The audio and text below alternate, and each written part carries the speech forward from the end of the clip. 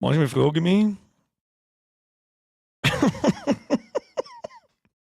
Es gibt in diesem scheiß OBS genau 2 Knöpfe. Zwei Kinder. Funktioniert jetzt da was? Hallo? Ja, genau. Ja, okay. Es gibt in diesem scheiß OBS genau 2 Knöpfe. Ne? 2. Der eine heißt Stream starten, der andere heißt Aufnahme starten. Und in den letzten 3 Wochen habe ich am Tag ungefähr so oft auf Aufnahme starten gedrückt, weil ich mich beim Zeichnen gefilmt habe oder halt einen Monitor abgefilmt habe, dass ich jetzt 1 Minuten lang da gesessen bin. Halt dein Maul jetzt. Ist mir wurscht. Schluss. Was hast du zum Verzeihen? Das stimmt. Achtung. Was ist es da? Jetzt bin ich minutenlang vor dem Monitor und blähe umeinander wie ein Vollgas-Irre. Und denk mir so, okay, YouTube war da schon mal oft einmal. Zeit braucht, bis ich mich dann selber her und sehe. Scheiße. 58 Sekunden Aufnahme. Was? Oh Gott, jetzt geht's nur noch bergab, Alter. Jetzt geht's nur noch. Jetzt, wenn die graue Haare werden Realität, Alter. Timmy Boy. Merci dir, grüß dich daheim. So, Dragon Cray! Mr. Fünfer, habe die Ehre, war letztes Mal nicht da, aber nachgeschaut, Squad, Regel, leck mich am Arsch, ist Alan Wake 2 gut. Das unterschreibe ich. So, habe ich! Übrigens, Birger, Montag, 20 Uhr, der Maul jetzt. Wir schauen mal aus, kriegst mir erstmal einen Haufen, damit nichts passiert. Ich darf natürlich wieder nicht. Klimmzepp, habe die Ehre, Birger, das fucking Stream war übrigens überrascht, die alten Doom-Spiele sind im Game Pass. Hinterer Hell, lass das schmecken. Ist ja klar, Doom ist gleich, It Software ist gleich Bethesda, glaube ich. Ist ja klar, dass die alle im Game Pass drin sind. Ist ja klar. Habe die Ehre an den Ego-MC, an den Zaun, den Metzger, an den Wagen, an den Halmi, an den Tims, an den Luki, an den KNS, an den Amarillo, an den Forest Squad, an die Steffi, an den Eichenbaum, an den Herrn Weigel, an den Steve, der mir schon wieder einen Scheißroman schreibt! Ja, das Birger Pro-Gamer, du solltest öfter mal auf die Map schauen, entdeckt da aber nicht aufgenommener Loot, wird auf der Karte erzeugt, wenn du so bunte Steine und Flaggen siehst, ist eine Lunchbox in der Nähe und öfters Leuchtfackel nehmen, spart Taschenlampe. Okay. Beim Pro-Gamer, ich brauche weder Lootboxen noch irgendwelche Leuchtfackeln. Verstehe die Frage nicht. Habe ich an den Weigel, an den Karl, an den Bugel, an den Patrick, an den Nickel, nicht an den Jacke. An den Mike, an den Weigel, an den Master, an den Nick, an den WB, an 0815, an den Lindner, an den Tobi, an den Flip, an den Project Hardstyle, an den Blackstar, an den Ferstel, an die Farbdose, an den Agrartechnik-Fan, an den Embösel, an den Darthi oder an den Smolmer. So, grüß Gott beieinander. Wir schauen mal aus, schauen wir gut aus, ich weiß es nicht. Ich glaube schon. Heute gibt es eine weitere Runde Alan Wake 2 und heute werden dermaßen viel Meta gemacht, so viel Meta, da kennst du gar nicht aus. Ich weiß, dass wir genau wieder in exakt 10 Minuten eiskalt am Bugel laufen werden, weil wir diese scheiß Schatten machen, wir fertig, aber wir werden sehen. Bin ich gespannt. Leute, das Liken nicht vergessen. Da der Varia Dragon hat absolut recht. Jetzt verwechselt die dann bald den Varia Dragon mit dem Dragon Cry. Was haben wir alle mit dem Dragon? Seitdem das Fettsack sie Dragon irgendwas nennt, müsste eigentlich der Dragon im Namen, müsste eigentlich, was er sagt. Gino! Birger Grau, Birger Lost, Birger Alter, sicherlich. Älter als die meisten darin wahrscheinlich. Als die meisten, habe ich gesagt. Nicht als alle. Ja, bevor jetzt wieder schreiben, ich bin 56 wieder. Fragwürdig! Da heißt es ja geschrieben, GTA 6 wo? Da ist heute ein lustiger, interessanter Leak hergeschissen worden. Von einem jungen Mädchen, das offensichtlich eine der Hauptprotagonisten im Spiel sein wird. Aber wir werden sehen, der Trailer kommt Anfang Dezember. Da bin ich sogar kurz davor gewillt, dass wir einen kurzen Stream machen. Wo man den the first serious Reaction Stream wo gibt. Wo dann ein Video draus wird. So 10 Minuten, Viertelstunde lang. Timmy Boy, why finden wir erst wieder ein Restart? Du darfst ruhig auch merken, dass du nicht jünger wirst. Ja, körperlich gespannt ist nicht. Ja, geistig, bisschen. Ja? Aber ansonsten haben wir heute im Discord schon drüber geredet. Ich glaube, es klang für 1,9% klang es noch da herin. Gerbi, mir ist wieder ein Zwickel, Timmy Boy, mir ist wieder ein Euro. Nein, jetzt, warum man auf einmal wieder anderen Namen? Eigentlich habe ich jetzt automatisch, wenn ich den aufgesägt. Was für Ding? Licht? Ich bin doch kein Lichtgestalter. Ich bin son of the Basement. Ich bin im Basement Circle unterwegs. Nemesis! Ich habe jetzt automatisch einen Austrian vermutet in diesem goldenen Rahmen, aber es war nicht der Austrian, es war der Nemesis. Das ist zu viel. Und über den YouTube Superchat ist gleich 5-mal zu viel. Merci dir, aber nicht merci dir. Nemesis, merci dir. Schluss jetzt mit der Scheiße. Sounds wo? Ach shit, wir haben schon wieder keine Sounds. Das ist gut, dass das sagt. Achtung, machen wir so. Und Und Achtung, ich retrigger einfach random irgendwas. Retrigger mir einfach das. Jetzt müsste es gehen. Warum jetzt auf einmal kein Text mehr drunter steht, das weiß der liebe Gott. Ich weiß es nicht. Nix Licht, das sind die grauen Haare, die so blenden. Ja, ist ja so. Ist ja klar. Ja, wer braucht schon Taschenlampe, wenn man andere Leute mit den grauen Haaren blenden kann? Was ist das? So ist er jetzt gegangen. Ist der Sound gegangen? Ja, ist nur vom Freitag. Da vergesse ich gerne, da stehe ich gerne, am Freitag stehe ich auf Boxensound um. Da vergesse ich gerne, dass ich wieder zurückstehe auf diesen Sound hier. Ist ja wurscht. Ist ja wurscht. Der Hauptmann schreibt mir auch schon wieder einen Roman. Metalbirger! Machst du heute eher einen Speedrun oder was? Warte mal, was nice, dann darfst du dich nicht irgendwie so fürchten. GTA 6 Stream wird schon geil, gib ihm. Also wenn GTA 6 kommt, dann sowieso. Ich aber, weißt du, wovor ich ein bisschen Angst habe, was GTA, erstmal mehr ist wieder ein Reset, weißt du, wovor ich ein bisschen Angst habe beim Schluss! Ja, ist nur mein Name mit solchen Beträgen. Leider ja, über sowas gefreut sich ja der Steuerberater, da hat er nicht recht viel zum tun. Der Timmy Boy ist so einer, der kommt am Tag ungefähr 28 Mal mit einem Euro umdecken, auf die freut sie sich. Vor allem, wenn du das ganze Jahr durchwerken darfst. Lass mal, merci dir, Schluss! Dritten Sepp! So, morgen beieinander! Lass bei mir, dir 50er ist generell zu viel. Auch ein normaler Donation-Link. Das habe ich selten gesagt. Ist mir wieder Zeit zum Song. Habe ich das Gefühl. Bin mir nicht sicher. Dankeschön. Küsschen aufs Nüsschen. Zauber zu übertrieben. Aber gut. Also, nochmal. GTA 6. Das Einzige, wovor ich da ein bisschen Angst habe, ist gar nicht dieser Woke-Bullshit und so weiter, weil den werden wir definitiv kriegen. Wenn wir das erste Mal eine minderjährige Protagonistin haben, dann ist das dann einfach da den Woke-Stempel auf zum Tor. Aber das kann auch eine ganz coole Geschichte geben. Also eine Bonnie- und Clyde-Geschichte. Könnte ganz geil sein. Wir werden sehen. Ich lasse mich gern vom Gegenteil überzeugen. Aber wovor ich Angst habe, ist, dass das erstmal wieder 2 Jahre lang oder 3 Jahre lang für die scheiß Konsole kommt. Und ich dann diesen Scheißmist auf der Konsole streamen muss. Ich kotze übrigens nächsten Montag. Fangen wir an. Da lasst er fast 2. Ja? Wer da nicht da ist, der kriegt von mir mit dem Springen mit dem knockerten Arsch auf den Kopf, damit ich stecken bleibe. Moser Sepp, jetzt wieder 5er, Gichtfotzen. Meinung zum 1 und 2er Golf oder eher Corso Autofanat. Grüß aus Weilging am See. Oh Gott im Himmel, der Autoschrauber. Lass mich raten, Piercing am Augen, Skorpion daheim, Spinnennetz, tätowiert am Ellbogen und den ganzen Tag am Autoschrauben. Was interessiert mich Scheiß um unser 2er Golf? Haben die nicht alle mittlerweile so, dass sie auseinanderfallen, wenn ich so mache?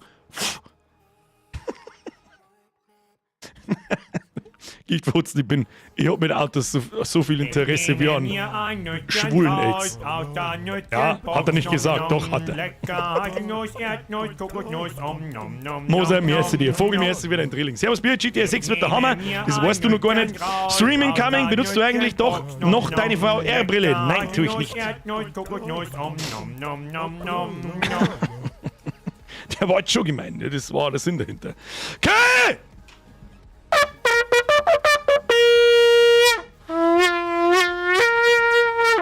Welcome to the Squad, ab in den Chat, aber die Ehre an den Basti. Merci für die Mitgliedschaft, welcome to the Squad.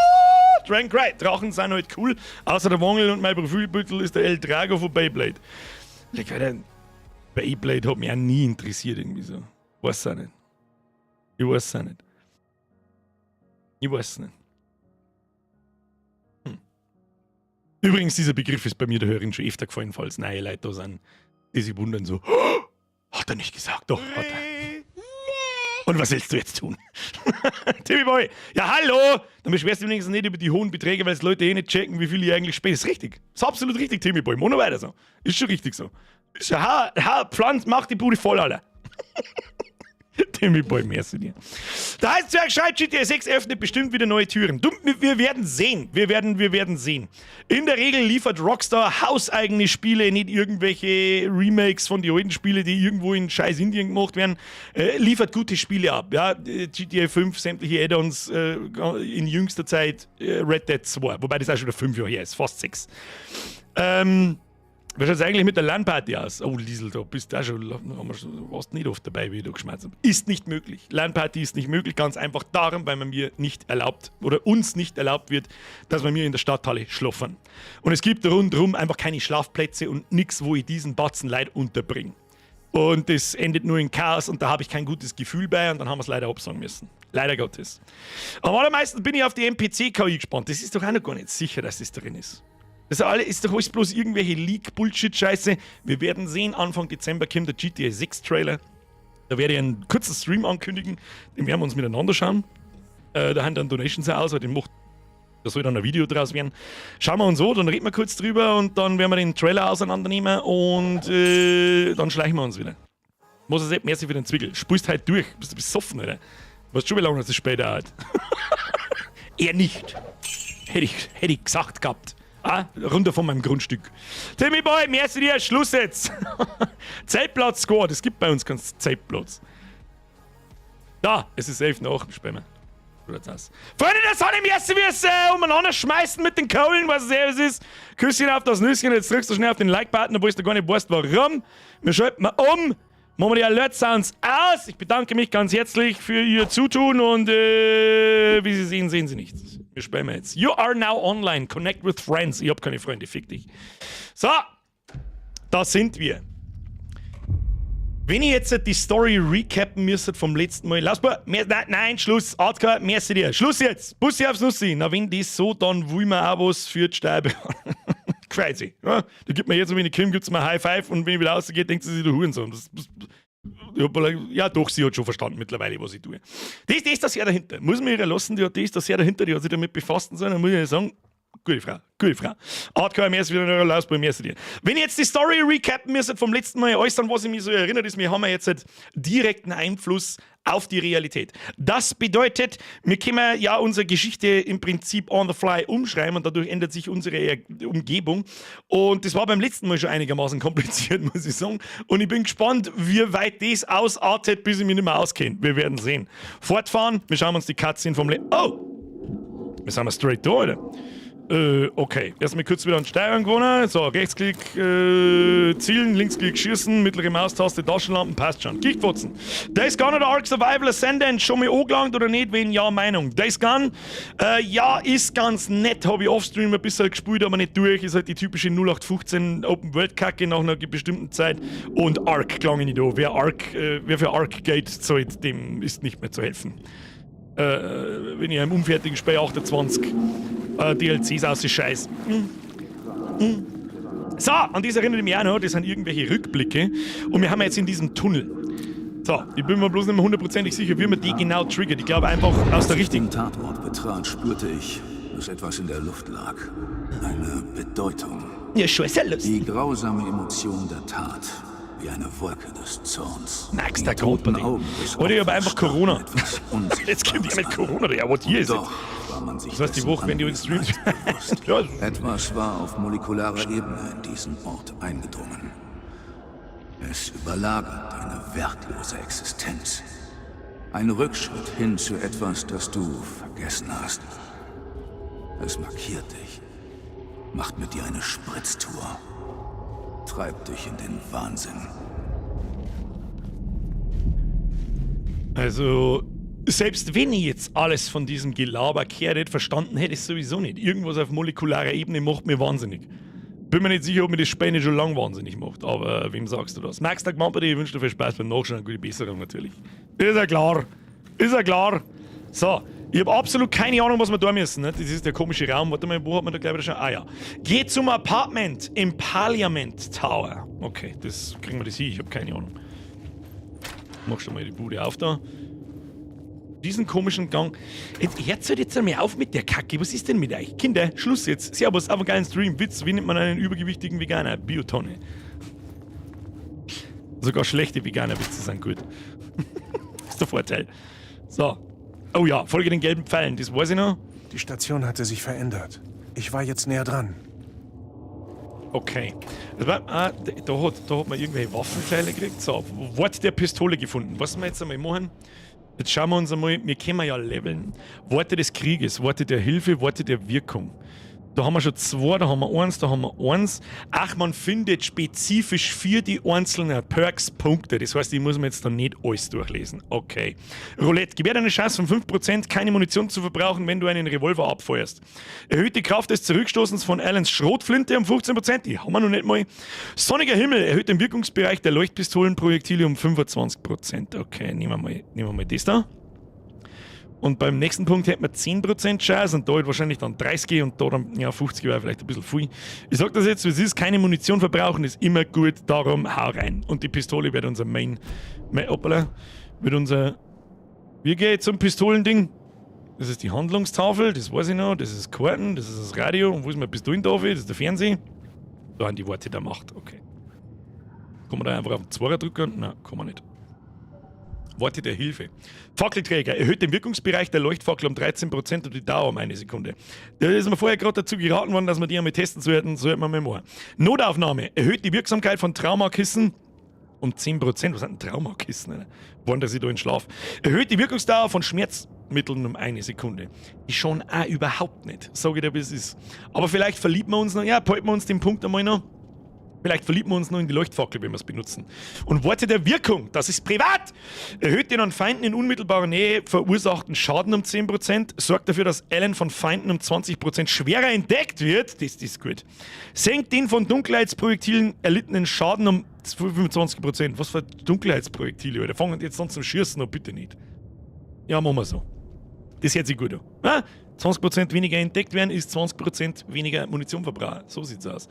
So, im Fernsehen haben wir auch irgendwas, da haben wir, und im Radio haben wir auch irgendwas. Passt schon. Weiter geht's. So, da können wir natürlich looten. Medikit und Schmerzmittel. Und dann sollten wir vielleicht auch mal kurz in unsere Schnellsteuerung schauen. Schnellauswahl. Weißt du was? Was passiert denn eigentlich, wenn man irgendwas zusätzlich auf den Einser legt? Kann ich dann, wenn ich zweimal auf den Einser drücke, wechselt er dann einfach hin und... Ja, okay, das macht Sinn. Hoppala, nein. Verdue mich nur mit Shift und Tab. Aber trotzdem, Schnellauswahl, das der mal auf den Dreier. Wir haben doch Leuchtfackeln. Wieso haben wir eigentlich keine Leuchtfackeln? Habe ich die wieder in irgendeine Kiste eingesteckt, weil man denkt, da werden wir schon nicht brauchen. Keine Ahnung. Ja, ist ja egal.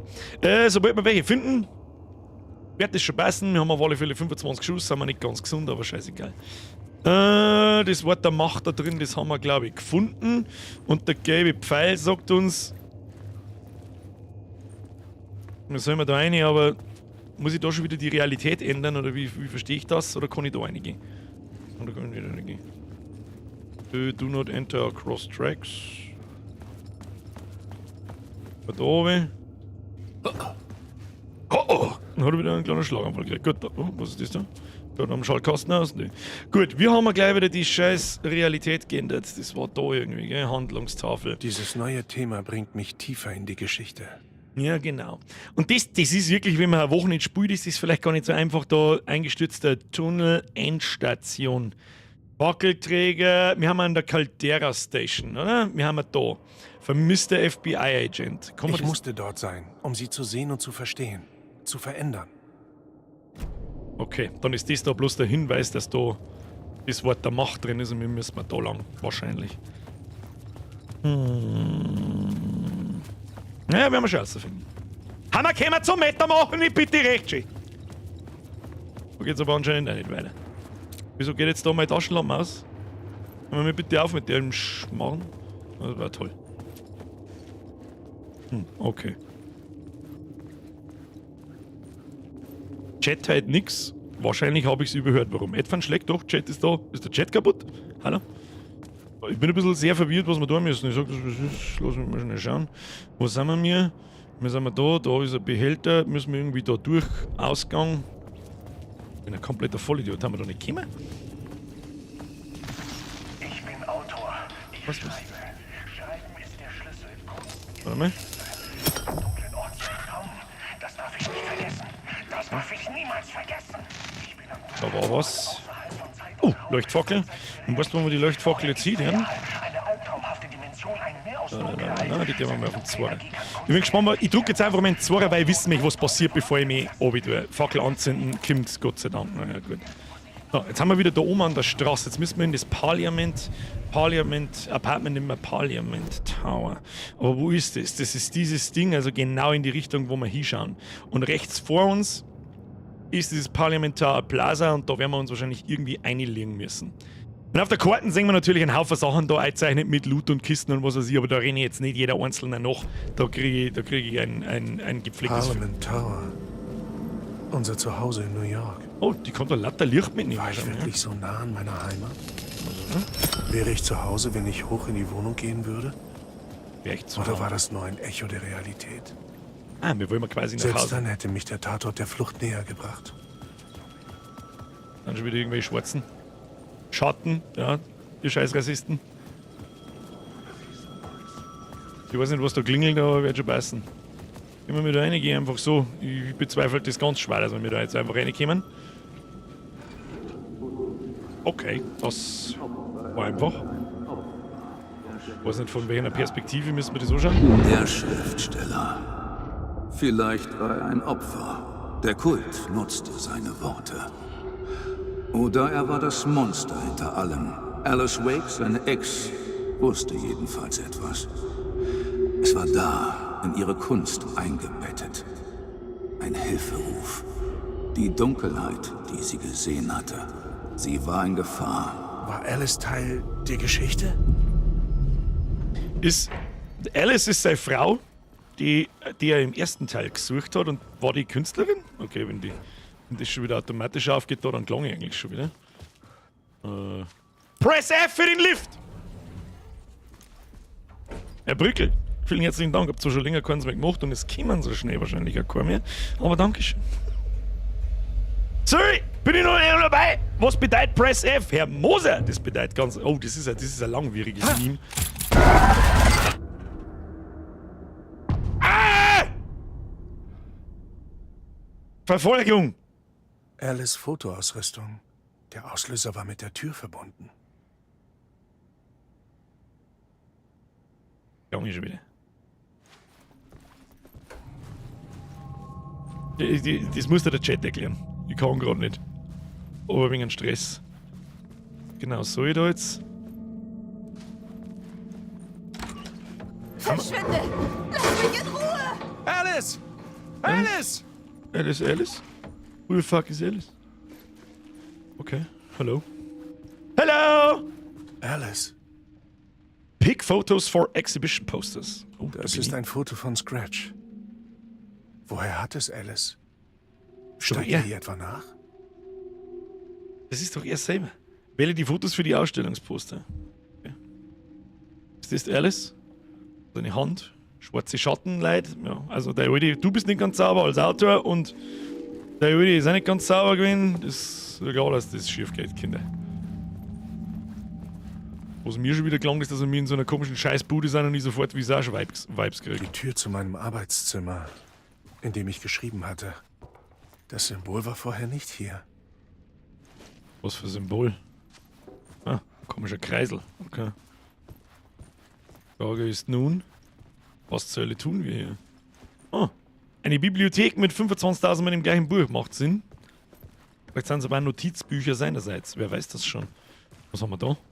Alice Videokamera. Ohne Speicherkarte. Müssen wir, finde ich, eine Speicherkarte. Okay. Die haben wir noch nicht. Die werden wir finden müssen. Liegt da vielleicht eine Speicherkarte umeinander? Video Art Doc on Screens. Videokunstdoku auf Bildschirmen wird zu Fokus des dunklen Ortes. Das wir haben wir da eine Kamera geschlüpft oder wie verstehe ich das? Lass mich, was ist das für ein drum Kühlschrank, Alter? Hätte ich auch gern. So, was ist. Gibt's jetzt da drin? Was haben wir da? Teil 1. Teil 1. Woran hat Alice gearbeitet? An einem Porno oder an einem Snuff-Film? Halt, stopp. Kamera ist da hinten gelegen. Aber was passiert? Speicherkarte rein und ab dafür.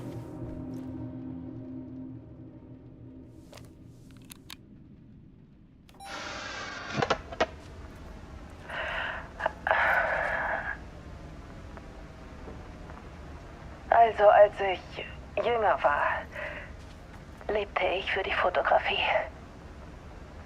Ich dachte, ich könnte es in New York als Künstlerin schaffen. Dann traf ich Alan. Es war sehr schön. Wir verfolgten beide unsere kreativen Ambitionen. Ja, Nur, da dass scheint Alans das Arbeit Video Geld auf meinem einbrachte, Google. Aber er beschaffte mir Arbeit. Alter, wie stark ist das? Ich machte seine Werbefotos und gestaltete seine Einbände. Es ist jetzt wieder Live-Action. Ja, sehr cool gemacht. Bestimmt hat er seinen Verleger dazu gezwungen. I'm impressed. Spiel? Ich Now hab you have Fotos my gemacht, attention. aber es waren nicht meine.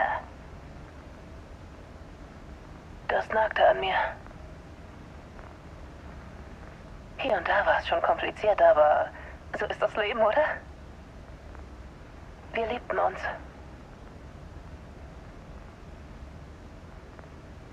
Dann hatte Ellen eine Blockade. Und es kam eine Seite zum Vorschein, die mir nicht gefiel. Ich brachte ihn zu einem Arzt in Washington. Doch ich sagte es ihm erst, als wir dort ankamen. Wir stritten. Eins kam zum anderen. Und dann gibt's... Und dann war er weg. Ja, nach dem Ertrunken hieß Abflug. es. Was betrunken? Also ertrunken. Alle Leute gaben mir die Schuld dafür. Das tat ich manchmal sogar selbst.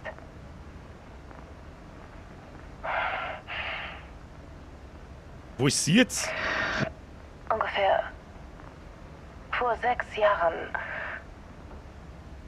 fing ich an, nachts Geräusche zu hören. Schreibmaschinengeräusche. Stimmen. Aus dem Er Zimmer, kam ne? zurück. Verfolgte mich. Interessant, dass ihr Lampen dahin flackert. Weiß ich.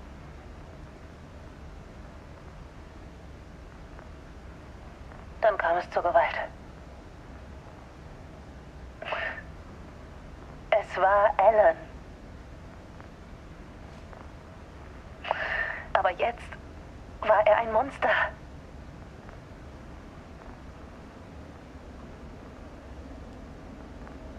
Er trug schon immer Wut in sich. Wir machen nicht nach jedem dritten Wort eine Pause von einer Viertelstunde! Ich stellte überall in der Wohnung Kameras auf. Mit Bewegungssensoren und Blitzlichtern. Und jetzt, wenn das Monster kommt, verwandle ich es in Kunst. Meine Albträume auf Film. Und das ist der Schwerpunkt meiner neuen Ausstellung. Um klarzumachen, dass die Welt viel dunkler ist, als sie glauben. Der Name der Ausstellung ist der dunkle Ort.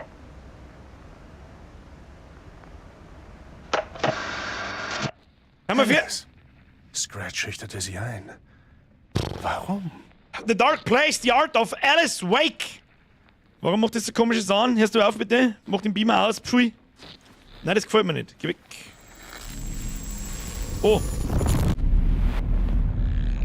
Oh oh.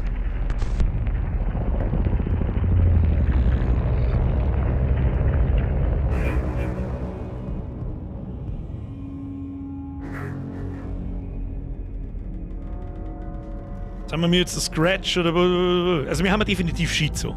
Ja? Wir haben Ich zwei saß im Persönlichkeiten. Writers Room und schrieb die Geschichte Initiation, um mich durch den dunklen Ort zu projizieren, um weit in die Ferne zu blicken. Die Geschichte hatte mich hergeführt, aber ich kam nicht weiter. Ich war wieder am Anfang. Ich schrieb die Geschichte und in der Geschichte betrat ich nun den Writers Room. Doch da war niemand, der schrieb.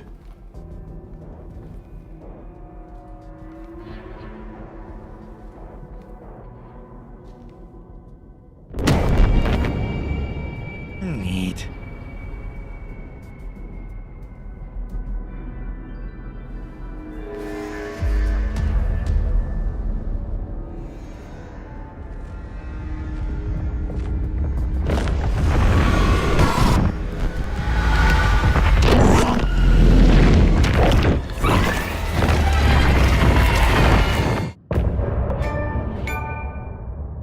Das hätten wir letztes Mal schon noch schnell fertig spielen können, Kruzifix. Hab ich nicht gewusst, dass da das Kapitel schon wieder... Ja, ist gut, woher soll man es noch wissen? Es ist, ja, der YBO schreibt, die Real-Life-Sequenzen haben so gut gemacht. Erstens dies und zweitens fügen sie sich sehr gut ein. Ja, vor allem, wenn Gameplay oder In-Game-Grafik einigermaßen mithalten kann. Dass die natürlich nicht ausschaut wie Live-Action, das ist mir auch klar. Aber die das ist einfach, das hat jetzt richtig, also nicht so Gaudi, war jetzt wirklich impressed, davon, dass das Video an die Wand projiziert wird und wenn ich mit meinem Charakter durchgehe, das Video auf meinem Bugel projiziert wird. Nächstes Kapitel, los geht's!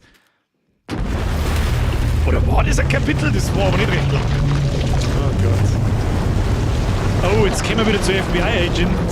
Zu schneller. Ah ja. The other side. Die andere Seite, wer dem Englischen nicht bemächtigt ist. Bin ich auch nicht ganz, aber für das klang's. So, und das ist die Geschichte, die der Alan Wake in seiner Welt schreibt. Soweit war ich noch, soweit kenne ich mich noch aus. Und sie haben jetzt auf ihn da getroffen und er hat das jetzt erzählt, was passiert ist. Es war ein Rückblick quasi. Die letzten 13 Jahre waren sie in einer Albtraumdimension gefangen. Dem dunklen Ort, der wie New York aussieht, es aber nicht ist. Vom Grund des Cauldron Lake aus erreichbar, liegt aber nicht wirklich darunter. Und nun haben sie es endlich da rausgeschafft. Ja. Aber ebenso ihr böser Doppelgänger. Mr. Scratch? Oder war es das Dunkel? Beides. Es ist austauschbar. Er ist Scratch, wenn er aussieht wie ich, aber kann diese andere Gestalt annehmen. Und Scratch, das Dunkel, will die Welt nach seinem eigenen Geschmack umschreiben. Das würde zu Ihrer Vorstellung passen. Er sieht aus wie Sie. Und die Welt in einen Albtraum verwandeln.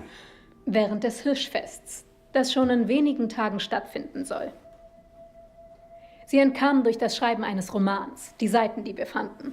Doch ihr Double änderte ihn, machte eine Horrorgeschichte daraus, die ihrerseits die Realität ändert und die Menschen verrückt macht, den dunklen Ort nach Bright Falls bringt. Schätze, wenn die Fiktion mit dem dunklen Ort in Kontakt kommt, kann sich die Realität verändern. Die Geschichte wird wahr, saugt sich mit allem voll, wie die Dunkelheit bei Anbruch der Nacht. Doch letztes Mal... Das war 2010, oder? Ja, letztes Mal passierte nicht alles auf einmal. Die Geschichte wurde nach und nach Realität. Und das Dunkel war noch immer an den See gebunden.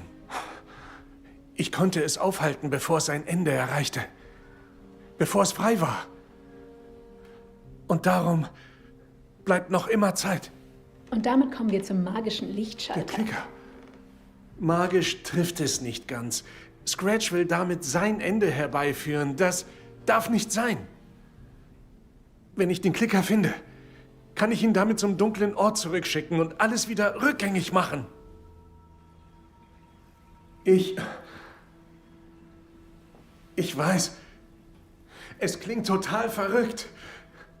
Die Erinnerung ist lückenhaft und ich weiß nicht, was ich glauben kann. Es ist wie ein halb vergessener Traum.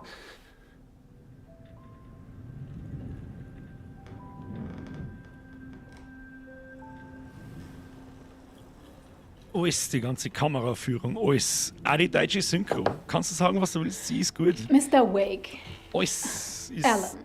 wie ein fucking Film einfach. Wir haben in den Gut letzten gemacht. 24 Stunden ziemlich verrückte Scheiße gesehen. Ich Sprich möchte mir nur aus der eines Seele. wissen. Warum kommen wir in der Geschichte vor?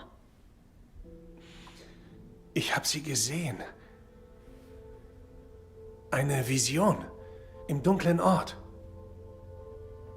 Ich glaube, sie haben mir irgendwie geholfen zu entkommen. Wie? Damit hätte Scratch die Geschichte bearbeiten können, um sie zu finden. Und mehr noch. Wir sind alle in Gefahr. Heute aber früher auf, das hätte jetzt ich auch sagen können. Ich weiß nicht viel, aber das weiß ich.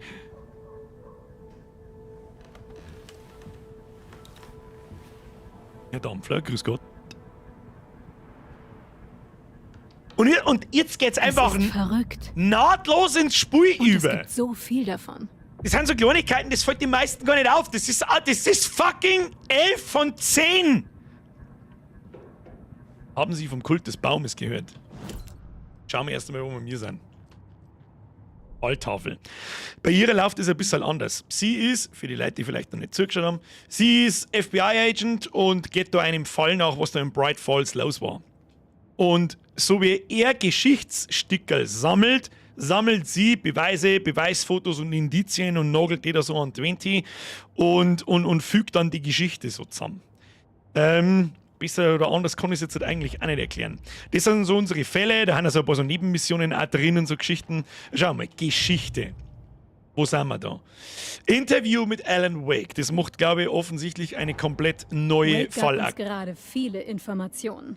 Doch dieser Klicker scheint ein guter Anfang zu sein. Wenn wir den finden, finden wir auch den Kult. Ich bin noch nicht hundertprozentig sicher, was der verdammte Klicker ist. Weil mein Hirn assoziiert mit Klicker automatisch die Viecher aus der Last of Us. Ich kann nicht behaupten, dass ich alles verstehe, aber wenn Wake die Wahrheit sagt, dann ist es ein magischer Lichtschalter der konkreteste Hinweis. Fangen wir dort an. Okay, das ist der magische Lichtschalter.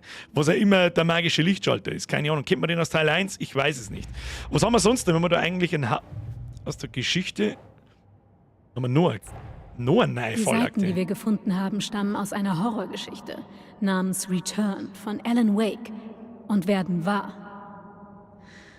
Warum konnte es keine Romanze sein? Das haben wir letztes Mal schon festgestellt. Das Bierchen, das er da schreibt, in seiner anderen Welt namens Return, ist die Geschichte davon, wie er zurück in die normale Welt kommt, in der er 2010 verschwunden ist. Wake hat den dunklen Ort, ein Buch namens Return, geschrieben. Scratch hat es in eine Horrorgeschichte umgeschrieben. Die Ereignisse der Geschichte werden langsam wahr. Und gleichzeitig ist er schizophren und seine Geschichte, wie er zurückkommt, übernimmt der Bäse und deswegen passiert lauter Scheiße. Irgendwie so. Das ist so, reim's mir irgendwie zusammen. Wie verändert die Geschichte die Realität? Regeln. Der dunkle Ort, was ist das? Na, schauen wir mal, was ist da? Wake saß 13 Jahre lang im dunklen Ort fest. Das heißt, Hammer, passt, kommt da oben. Und das ist auch einfach geil gemacht, um die Story ein bisschen nachvollziehen zu können, dass die Sachen da hinheften kannst und so weiter. Gefällt mir gut. Gefällt mir nach wie vor gut. Was ist das alles da? Wake, die Fiktion, die mit dem dunklen Ort in Kontakt kommt, hat die Macht, die Realität zu verändern. Ja, das ist er. Gehört auch zum Macht keinen Sinn. Ach, Schmarre, gehört da oben auf. Gehört da oben auf. Weißt du, die Regeln aus dieser veränderbaren Geschichte gehört. Wake, die Geschichte verändert sich Stück für Stück. Unsere Realität, ein laufender Prozess. Mit 8 auf. Dann haben wir, dann schalten sie die nächsten Indizien frei, die wir aus den Gesprächen rauskriegen und die wir in der Umgebung finden. Wake, ich muss den Klicker von Scratch finden. Damit kann ich die Geschichte ändern und Scratch wieder zurück an den dunklen Ort schicken. Auch eine Regel. Wieso ist das keine? Warum ist das jetzt wieder keine Regel? Ach, da hat sie was Neues aufgemacht. Ach, wie die Geschichte aufhalten. Ja gut, das muss man natürlich sehen. Geht das Ding daher. Ja, mit dem Klicker, mit dem Lichtschalter offensichtlich. So, Wake, wenn wir nichts unternehmen, wird Scratch die Geschichte nutzen, um die Realität zu Beginn des Hirschfestes dauerhaft zu verändern. Das gehört eigentlich eher zu den Regeln. Hätte ich jetzt gesagt, nein, wieder nicht. Warum nicht? Es ist ein bisschen Try and Error, so ist es nicht. Warum jetzt das da zum Aufhalten kehrt, weiß ich nicht, aber gut. Im dunklen Ort befindet sich ein Wesen, das sich das Dunkel nennt. Aha, ganz toll. Der dunkle Ort kehrt zu... Was ist das Dunkel? Was ist das dunkle Wesen? Taschenlampe scheint Besessene zu schwächen. Wenn es Bifrost gehört das zu den Regeln, weiß aber nicht so ganz, dann der muss wahrscheinlich daher, wenn sie das da... Licht und das Dunkel. Im Inneren ein helles Licht. Saga fühlte sich sicher, als könnte ihr hier nichts wehtun. Jetzt zum Licht dazu. Dann haben wir da noch. Wake, Scratch und das Dunkel sind austauschbar. Jetzt zum Dunkel. Wie gesagt, das ist wahrscheinlich der Zwiespalt zwischen ihm, weil er ist ja das Scratch und das Dunkel und gleichzeitig der Alan Wake. Wake, das Dunkel nimmt die Gestalt von Scratch an, um Wakes Geschichte zu ändern. Möchte die Welt in einen verdammten Albtraum verwandeln. Herzlichen Glückwunsch! Pflanzen wir da ohne. Eine andere seltsame Realität, der dunkle Ort, mit der unseren verschmolz. Dieser Ort und der dunkle Ort, die Seite nannte diesen Bereich Übergang. Ja, wahrscheinlich dort zum dunklen Ort dazu. Wieder ein neuer Begriff, der Übergang. Was zur Hölle ist das?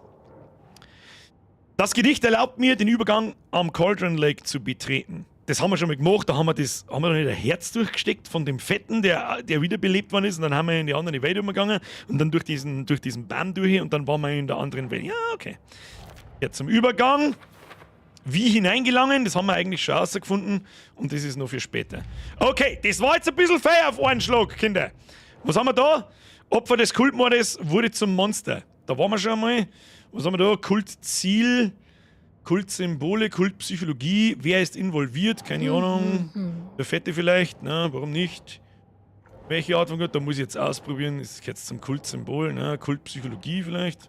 Auch nicht. Kultziel. zum Kultziel gehört. Kultritual, was ist das? Leiche und Organe des Opfers mit Kritzeleien übersät. Seite im Brustkorb gefunden. Das waren, da haben wir zuerst gemeint, das waren so Kratzer, dabei waren das Texte, die in seinen toten Körper eingeschnitten worden sind. Ist das Schreiben Teil des Rituals? Nightingale war das einzige Opfer, das zu einem Monster wurde. Weiß jetzt auch nicht so recht, wo das dann hingeht. Das gehört eigentlich so involviert. Nightingale wurde als einziger, was steht da? Sein Mord passte zu dem der anderen Opfer. Warum wurden sie nicht auch zu Monstern? Casey! Der Kult des Baumes führt Rituale durch, um Monster zu erschaffen. Kultsymbole oder eher zum Ritual. Denken. Ja, das ist ein bisschen Try and Error, weil manchmal... So geht's dazu. Okay. Haben wir alles aufgehängt? Wunderbar, was haben wir da? Da haben wir noch ein bisschen was zum... Nightingale verschwindet für 13 Jahre, taucht als Leiche auf und verwandelt sich in ein Monster. Ich stoppe Nightingale, dann taucht ein Schriftsteller auf, der ebenfalls 13 Jahre verschollen war. Gibt es eine Verbindung? Was ist das für ein Fall? Fall abgeschlossen. Ich habe Nightingale getötet. Ich musste es tun. Er war ein Monster. Die Überflutung am Cauldron Lake hat sich anschließend zurückgezogen. Nichts davon ergibt Sinn. Wir haben einen Wake, einen Schriftsteller, der seit 13 Jahren vermisst wurde, am Ufer gefunden. Hoffentlich kann er uns weiterhelfen. Das war so das Ende vom letzten Kapitel. Ich denke, dass wir diese Falltafel da nicht mehr so schnell sehen. Schauen wir nochmal in die Fälle hinein. Kultverstecke, Alex Lunchboxen, das sind so Nebenmissionen, glaube ich. Und die braune Akte ist so das... Was ist das? Ist da nix? Ah, die braune Akte ist die aktuelle, die rote haben die vergangenen und die gelben an die Nebenquests. Habe verstanden. Was haben wir da? Manuskriptseiten. Ja. Können wir eigentlich langsam mal irgendwie Pistolen verbessern? Oder? Schauen wir mal. Da haben wir 18. Wir haben 4 sehr komischen Teile und 18 brauchen wir. Okay, da haben wir noch ein wenig. Da haben wir noch ein bisschen, habe ich das Gefühl. So, jetzt ist die Frage, wie es weitergeht. Ich habe da hinten einen Fallout 4 Ventilator entdeckt. Wer hat ihn erkannt? Ich hab ihn erkannt. Lausbär! Gerade ist wieder gekommen. Magst du nochmal von vorne anfangen? Eher nicht. So. Sagt Ihnen der Kult des Baumes etwas? Gespräche führen. Gruselige Typen. Sie tragen diese Hirschmasken, führen Ritualmorde durch. Ihre Opfer werden dann von der Dunkelheit besessen. Vermutlich durch die Horrorgeschichte eines bestimmten Autors inspiriert. Na, klingelt da was? Der Kult. Ja, Sie haben den Klicker. Der Kult hat den Klicker. Also, arbeiten Sie mit Scratch zusammen. Wenn der Kult Die den Klicker Kulttypen. hat, sind Sie dann Anhänger von Scratch? Wie können Sie so sicher sein, dass Sie den Klicker haben? Sie arbeiten vielleicht für Scratch. Ich weiß nicht mehr, so verwirrend. Alan, wenn ich dieser Spur nachgehen soll, müssen Sie ehrlich zu mir sein. Ja, natürlich. Ist er verwirrt? Oder verbirgt er etwas? Oh, müssen wir profilen gehen. Achtung, Wake, der Kult der Klicker. Der Kult und der Klicker. Wake meinte, der Kult hätte den Klicker. Woher weiß er das? Der Autor ist der Leser. Das nächste Kapitel, das nächste Kapitel, das nächste Kapitel. Beschützt die Seiten, der dunkle Glanz der Worte. Wake versteckt Seiten. Deshalb weiß er, dass der Kult den Klicker hat. Das ist Scratch hat schon was geschrieben, dass die einen Klicker haben. Sage ich das richtig? Nochmal, der Klicker, da hat jemand was Schönes geschrieben, die Frau Puschel. Klicker ist der Lichtschalter aus Wakes Kindheit. Stimmt, der ist schon mal vorgekommen, der ist einem Zwarer schon mal vorgekommen. Wake hat ein Double. Mr. Scratch. Wo ist er jetzt? Mein Gesicht ist von Zorn erfüllt. Der dunkle Ort an deiner Stelle macht mein Gesamtwerk zunichte. Scratch ist hier, in Washington. Er jagt Wake. Dumme, just mercy, oder? Sag ich da einen Fallout 4 Stream in Zukunft, das wäre halt voll geil. Wenn einmal die neuen Fallouts kommen, daten wir, was ist da gerade in der Mache, ich glaube Fallout landen und noch irgendwas, dann vielleicht ja, aber Fallout 4 habe ich offstream so reingesucht, das speichere ich nicht nochmal. Scratch und Wake. Scratch sieht aus wie Wake. Warum? Erwecke nicht den Träumer, wenn dein Leben ein Traum ist. Ich schwamm ans Ufer, aber das Wasser steigt. Wake und Scratch stehen in Verbindung. Vielleicht konnte Scratch dank Wake entkommen. Oder umgekehrt? Das ist mir nur so ein bisschen ein Rätsel. Dieses Profiling, die sagt da einfach irgendwelche Sachen, warum, weshalb, wieso. Wahrscheinlich, weil es eine fiktive Figur von ihm geschrieben ist und das einfach kann. Ausfertig, Amen. So, was haben wir da? Wake, der Kult des Baumes ist im Besitz des Klickers. Wo ist der Klicker? Ja, da natürlich ohne. Macht ausnahmsweise mal direkten Sinn. Dann haben wir noch ein paar andere Sachen. Der Kult des Baumes. Da haben wir Wake. Möglicherweise besteht der Kult aus Anhängern von Scratch. Immerhin haben sie den Klicker. Schreiben das Kultritual, nein, Kultziel, Kultsymbole, welche Art von Kult, wer ist involviert? Macht keinen Sinn. Wieso macht das keinen Sinn? Für mich macht das schon Sinn. Nämlich die Kulttypen sind involviert. Müssen wir wieder Try and Error mal. Hilft nicht. Muss er da irgendwie. Biologie, nein, Kultsymbole vielleicht? Kultziel? Tatsächlich. Kult arbeitet für jemanden. Ja, für einen Scratch wahrscheinlich. Gut, dass dann ein neuer Punkt entsteht, das habe ich natürlich auch nicht schmecken können, ist ja klar. So. Achtung, Herr Wake, Sie verstecken Seiten. Okay. Mr. Wake, Sie haben bestimmt weitere Seiten des Manuskripts bei sich. Sie wissen nicht, wie wichtig diese Seiten sind. Dank Ihnen weiß ich, was auf mich zukommt. Nicht nur Sie wollen das Problem lösen. Das ist unser Job. Okay. Hier. Mehr habe ich nicht. Aha. Seien Sie vorsichtig. Ist das die Wahrheit, Mr. Wake? Im Wohnwagen am Rande von Watery sah Saga zum ersten Mal Wakes sagenumwobenen Klicker. Er befand sich im Besitz des Kults des Baumes. Ein Kultist starrte sie an. Sie zog ihre Waffe. Ich ahne, wo das hinläuft. Hinführt. Etc. Das ist jetzt der nächste Stop, oder? Na, warte. Dann muss ich da jetzt mal hingehen. Ich hätte gerne einen Shortcut haben dafür, aber egal. So, Falltafel. Wir haben die Spur des Kultes. Wo ist der Klicker? Als Saga im Wohnwagen am Rande von Watery Stand. Als Saga im Wohnwagen am Rande von Watery Stand. So. Das ist kein deutscher Satz, Freunde der Sonne. Sah sie erstmals den sagenumwobenen Klicker von Wake. Also an irgendeinem Wohnwagen am Rande von Watery Stand. Der Kult des Baumes hat den Klicker, von dem Wake sprach. Sie sind Teil von all dem. Okay, das heißt drüben. Es steht alles auf der Seite. Der Klicker, der Kult.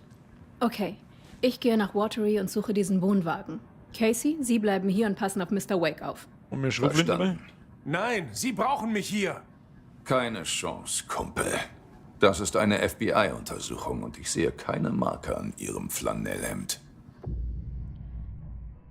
Stand ist gleich gestehen war. Ab jetzt kannst du über den Eimer im Schutzraum des Hausmeisters zwischen den Geschichten von Alan und Saga wechseln. Du kannst sie in beliebiger Reihenfolge spielen. Was? Weißt du nicht, ein Mindfuck genug ist? Kann ich jetzt auch noch frei hin und her? Ah, komm! Okay. Muss ich da einen Eimer vom Hausmeister da was laberst du, Alter?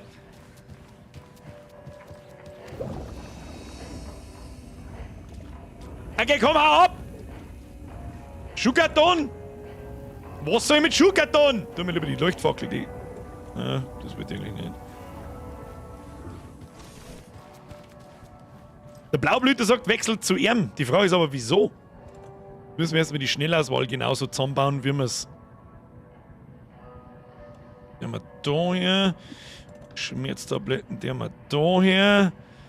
Schrotflinten, der wir auch auf den Einser, dass wir einfach wechseln können. Schnellauswahl. No. So, da, Propantank, Wurfbauer Gasbrenner explodiert beim Schuss, schweren Schaden zu. Ja, das brauchen wir noch nicht, das ist mir wurscht. Suche den Klicker in Watery, fahre nach Watery. Ja, also ganz ehrlich, ich wüsste jetzt nicht, warum ich zu ihm wechseln. Das darf ich jetzt nicht, wenn man das nicht jemand sagen muss.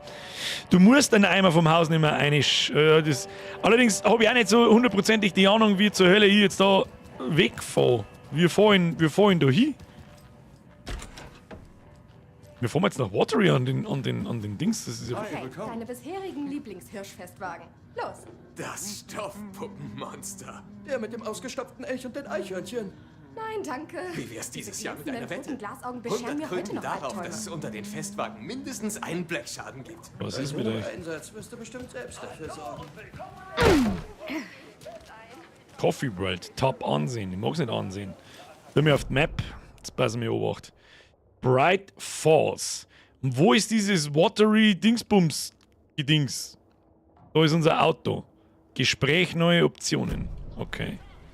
Guck mal. Boah, jetzt hätte ich mir fast das Knack verrissen. Was war denn das jetzt? Au! Was war denn das jetzt, Mann? Ah! Fucking hell, what the fuck was that? Ah! Ja, man kann da per Nummer auswählen, wo man hinfährt. Ab nach Watery! Einen Wohnwagen anschauen, ist egal! Und dann wechselt man zu ihm. Ich glaube, dass es wurscht ist, du wirst sowieso beides sprengen müssen. Alt werden nimmt man das, ja? Früher 7 Tage im Volksfest durchgesucht, 25 Mal aufs Maul gefallen. Heute einmal. Oh Gott, ich hab was gedacht, wo 4 Wochen krank bitte Bergdoktor. Allein zu gehen. Angenommen, wir glauben der Seite, dann muss ich mir das ansehen. Wir müssen den Kult finden. Jeder hier könnte ein Mitglied sein. Und dieser Scratch. Der böse Doppelgänger. Es muss stimmen. Oder der Typ ist ein mieser Schriftsteller. Abgesehen von seinen Schreibkünsten. Wenn die Informationen auf dieser Seite stimmen, könnte das ein Durchbruch sein. Dann lösen wir den Fall, bevor die Verstärkung hier eintrifft. Sputnik 3, ja. Sie lassen sich Zeit, also seien Jetzt Sie mal bitte ein Hals grausen. vorsichtig da draußen. Okay. Inzwischen werde ich mich mit Wake unterhalten. Das ist auf alle Fälle eine neue Vielleicht finde Stadt, ich da ja waren wir was noch nicht. raus. Okay. Vergiss nur nicht, was mit dem Salzstreuer war. Ja, echt komisch.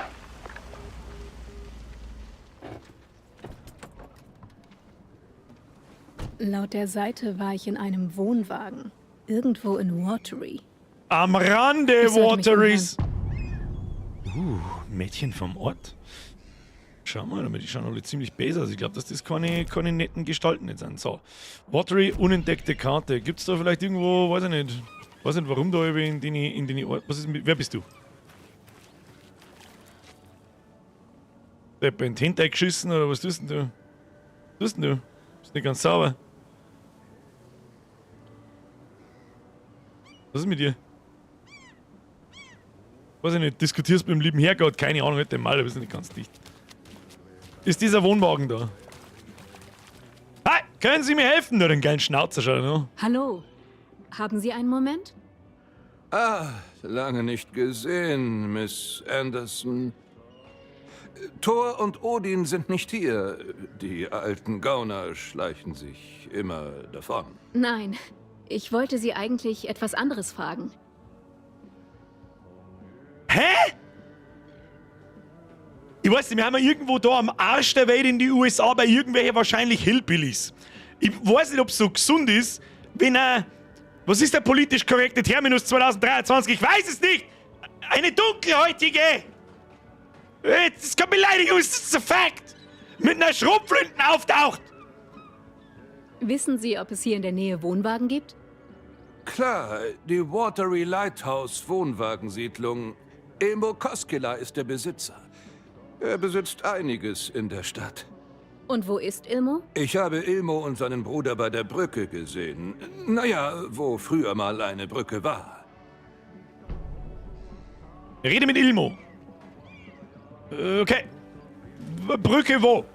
Beziehungsweise wo? Hätte man ja nicht sein können, da vorne. Road closed. Hätte sich doch gut, dass da mal eine Brücke gewesen sein kann. Keine Ahnung. We will see. Kinder, we will see. Excuse me, ladies and gentlemen, is this a bridge? Hey, Saga! Hier drüben!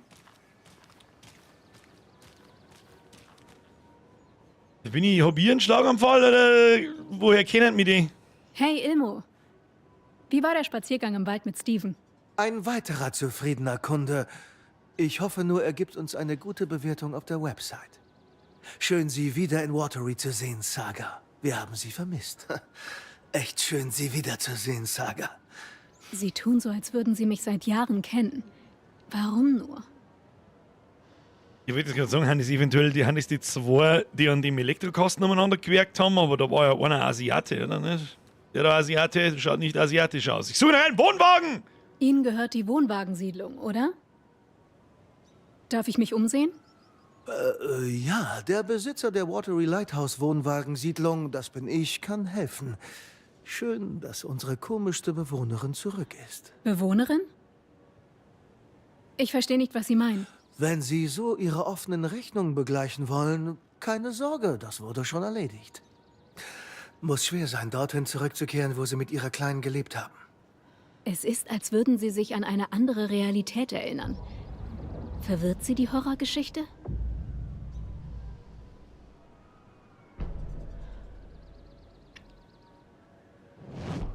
Mein Fuck, Ghost! Wo ist jetzt diese Wohnwagensiedlung? Muss ich jetzt schwimmen oder was? Und Das war die Überflutung? Brücken werden gebaut, um einzustürzen. Man kommt Menschen näher, damit sie einen verlassen.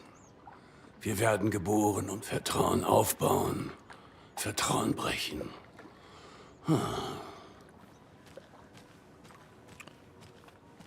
Okay. Macht Sinn. Da hinten ist auf alle Fälle ein Vergnügungspark. Da gehen wir mal hin.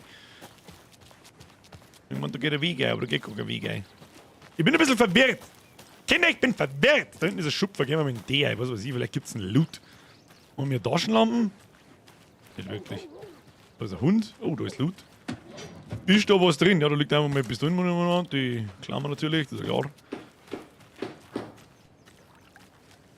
So, du alter Knacker. Was hast du denn diesmal wieder angestellt? Unendlich oft kann ich dieselben Löcher auch nicht flicken. Okay, er redet mit seinem Boot. Watery ist definitiv idyllisch. Okay. Dummies fresh. Hier gibt es bestimmt guten Fisch. Ich scheiße auf deinen Fisch, wie war denn das? Kann man da reingehen? Ja. Flussufer Versteckschlüssel. Ne? Da ist der Schmarrn. Da ist der Schmarrn. Oh, was verzeihst du für... Ah, du schaust aus, als der jetzt gleich alle Argbasch rennt. Das mag ich nicht, okay. Tschüss.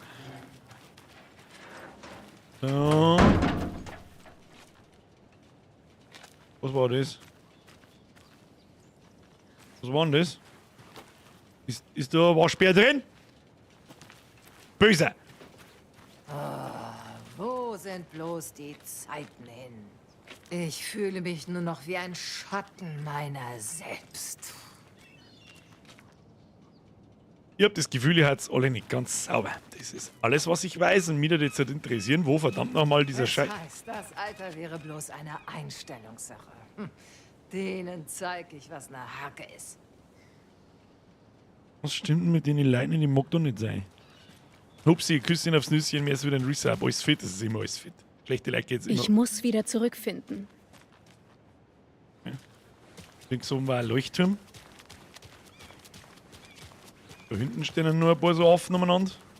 Ja, also ein bisschen so Biker-Gang-Vibes, bisschen. Was sagen wir?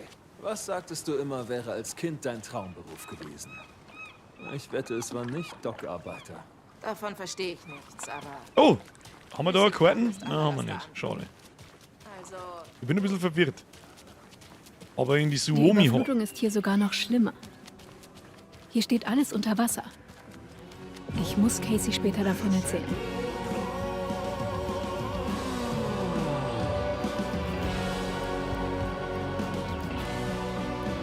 Okay, eingängige Melodie. Kaivon pohjalle ruumiskosan. Tästä yöstä ei selviä kukaan. Synkäs huoneessa on kirjoittain. Schaut mir ein bisschen hoch. Oh, Loot. Ah, schön. Neue, am Scheißhaus ist noch halbe Loot gelingen. Was haben wir da? Oh, da kann man speichern, ne? Da können wir schnell speichern, weil warum nicht? Ach, und da kommen wir zwischen die Realitäten hin und her. In die Speicherräume auch. Jetzt schauen wir mal. Ja, aber es muss ja bei ihr da irgendwo weit. Ich meine, das gibt's ja nicht. Was ist das da? Ruhe in Frieden. Was ist denn mit ihr?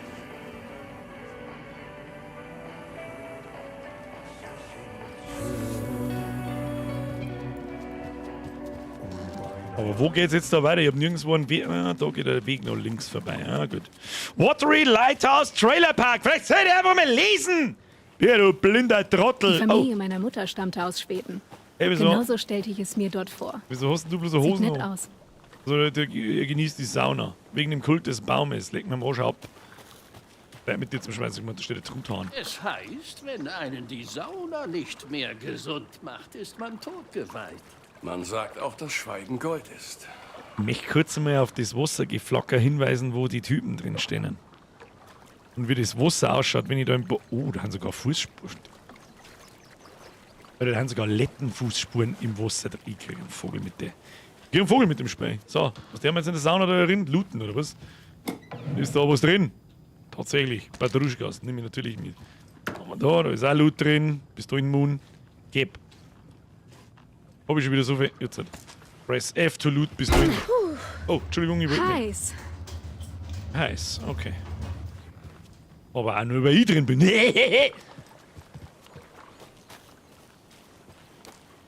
Irgendjemand beschreibt Map so in der Suomi-Halle. Ist da, das habe ich mir vorher schon gedacht, dass da eine Map irgendwo sein muss. Schauen wir nochmal in die Halle rein. Habe ich wieder nicht hundertprozentig aufgepasst. Wo vielleicht im Speicherraum kann das sein? Dann sieht man sogar von da. Oder da herin. Nein, das ist nicht. Da Mapperin. Nicht wirklich. Links neben dem Eingang. Ah, tatsächlich, ja. Ein blinde Ju ist wieder vorbeigelaufen. Was ist das? So, schauen wir gleich einmal, wo wir da sind. Da kommt man nicht, da gibt's nichts. Da vorne rechts.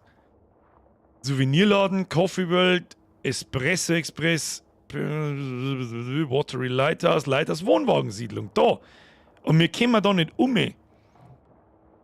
Behälter, verschlossene Tür. Probieren wir es nochmal. Probieren wir es nochmal da vorne rechts, ob wir vielleicht da aufgehen können. Und das die aufdeckten Sachen, wo. Und da müssen wir da komplett rundum. Das ist, ja gut, das kann ja natürlich sein. Schauen wir mal. Aber da stehen ja noch die anderen zwei Typen davor, oder? Ansonsten hätte ich es spätestens jetzt dann einmal probiert, dass wir in Alan Wake seine Realität umgehen und schauen, ob wir da in den Trailerpark kennen, wo noch nicht alles überschwemmt ist und die Brücke noch nicht kaputt ist. Verstehen Sie? Da wegen dem Kult Coffee World, jetzt passen wir auch, komme ich da vorbei? Nö. Kennen Sie den Kult des Baumes? Ja, wir dachten immer, es wäre nur eine Legende. Kinder, die gruselige Symbole malen, um sich gegenseitig einen Schrecken einzujagen, aber jetzt wirkt die Sache ziemlich real. Es ist schrecklich, was passiert ist. Wir stehen alle unter Schock. Wir sehen uns die Sache an. Ihr seid so Teil von dem Hoffentlich kehrt Scheißkult. bald wieder Normalität So schaut's ein. aus. Das ist uns wichtig. So normal, wie es hier nur sein kann. Ich glaube, ich kein Wort, die sagt, dass es ist. Also was ist Coffee World? Haben Sie etwa unsere Werbung dafür noch nicht gesehen? Coffee World ist eine Mischung aus Fahrgeschäften, Essen und Spaß. Wir hatten bis vor kurzem sogar einen Elch. Außerdem befindet sich neben der Coffee World die Werkstatt der Kalevala Knights. Wir bauen gerade die Festwagen für das Hirschfest. Aber sehen Sie nicht nach. Die große Enthüllung erfolgt beim Hirschfest. Sag doch, dass die alle Teil 100%ig. So, jetzt schauen wir mal schnell an diese Falltafel. Blum. Es gibt eine Wohnwagensiedlung in der Nähe, die Watery Lighthouse Wohnsiedlung. Wohnwagen, da. Okay, was haben wir Ich noch? sollte in einer Wohnwagensiedlung einen Wohnwagen suchen. Einfach denken, Saga. Ja, das ist mir auch klar, wie soll man da hinkommen? Wie sollen wir da hinkommen, Freunde der Sonne? Es gibt keinen Weg dorthin. Im Chat habe ich noch gelesen, probier es mit dem Auto. Ja, zur Sicherheit, ich glaube jetzt nicht, dass das funktioniert, aber ich glaube, das hat schon wieder was mit diesem Realitätsswitchen zum tun. Das ist die neue Gameplay-Mechanik, die gerade eingeführt wurde, wenn man so will. Ist das unser Auto? Moment mal. Halt, stopp, langsam. Ist das unser Karre da? Nein. Ist dies our car? No. Our car ist dies da vorne, ja.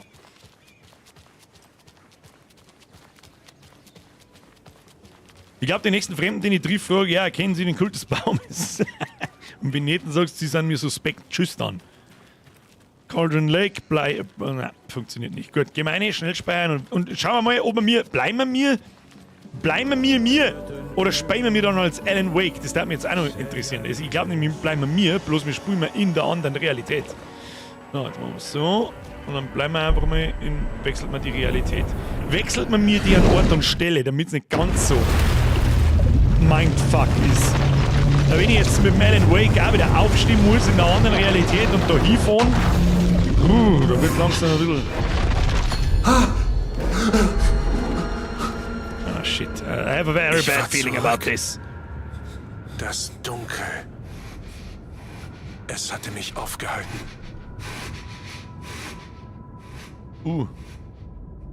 Initiation Draft 2. Das heißt, die Geschichte geht nun... Nein, das wollte ich nicht. Ich verfasste einen neuen Entwurf von Initiation, um über einen anderen Tatort zum Parlament Das wird immer gestört, Alter. Steve! Halt, stopp, du musst das Gespräch beenden, dann wird der Weg frei. dunklen Ort zu erreichen. Sie war draußen. Too late. Dankeschön, aber dennoch.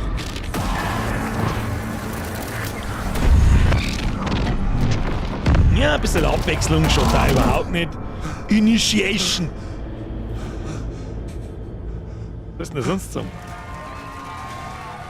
Haben wir jetzt schon wieder in seiner Drecks-Talkshow? Willkommen. Heute begrüßen wir Alan Wake. Aber dieses Mal wollten wir etwas anderes. Ich war zurück. Ich hatte nicht vergessen. Ansehen, ich wusste Bescheid. Könnte es kontrollieren. Mensch, woher er kommt, keine Überraschung mehr. Lässt uns und das mit über den welchen Fernseher. Dämonen er zu später Stunde zu kämpfen hat.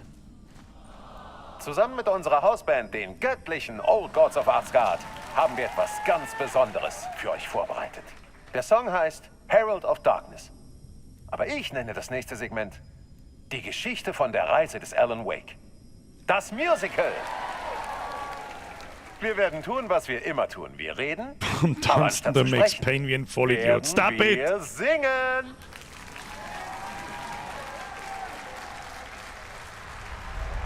Oh.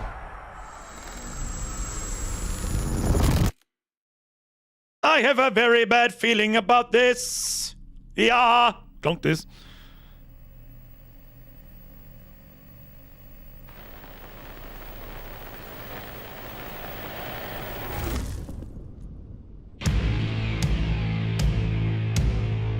Was zum Teufel? From what I've gathered, you grew up nice and sheltered with mama's pretty stories and your own made-up fury. And mama gave me a magic clicker. Well, yes, I think it's true and fair to say.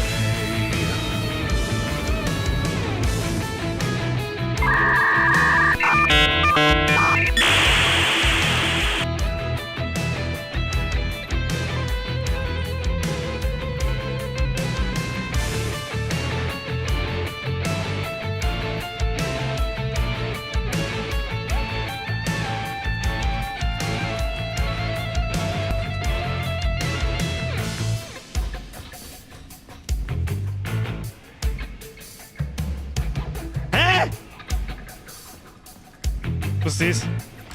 Kann doch mal bei Lichter machen? Haben wir jetzt so ein Kinderzimmer? Come on in and listen, lost words you've been missing. Now the fire you're bearing, the eye of the darkness, your light.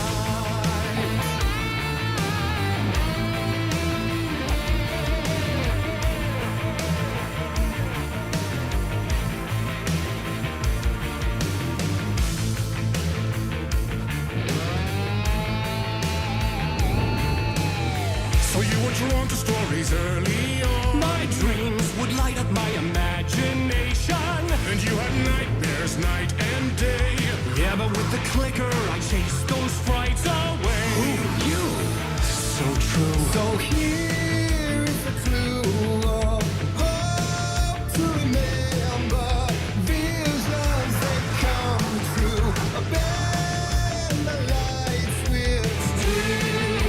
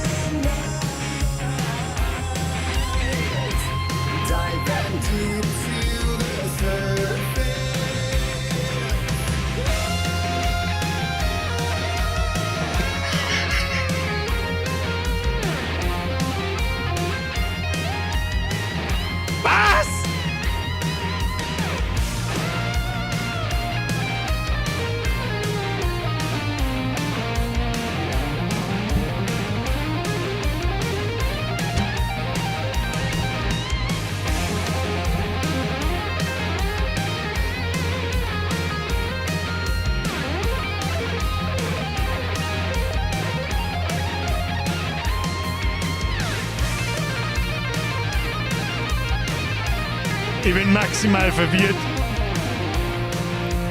Auch ein bisschen fasziniert.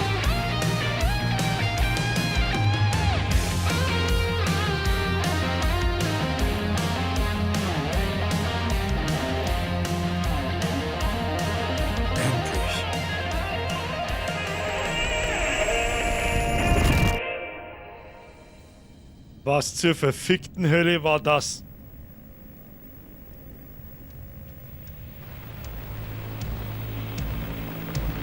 Okay, wo sind wir denn jetzt? Wieder in der Kirche? Und der Preis geht an Alan Wake. Ernst? Was zur Hölle, Alter? And all your stories of crime and chilling thrillers of hard-boiled killers became bestsellers.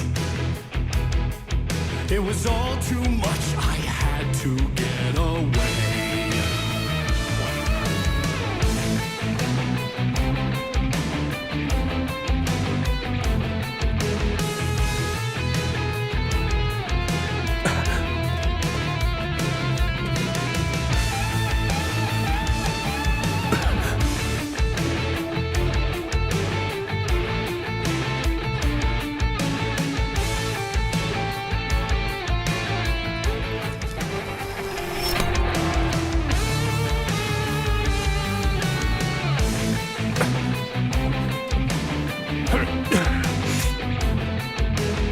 Ich hab keine Ahnung, was wir hier tun, Alter.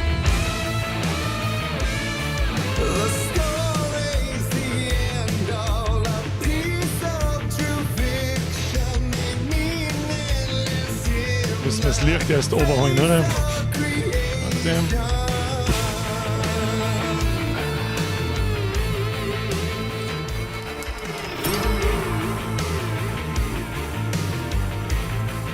Das macht überhaupt keinen Sinn.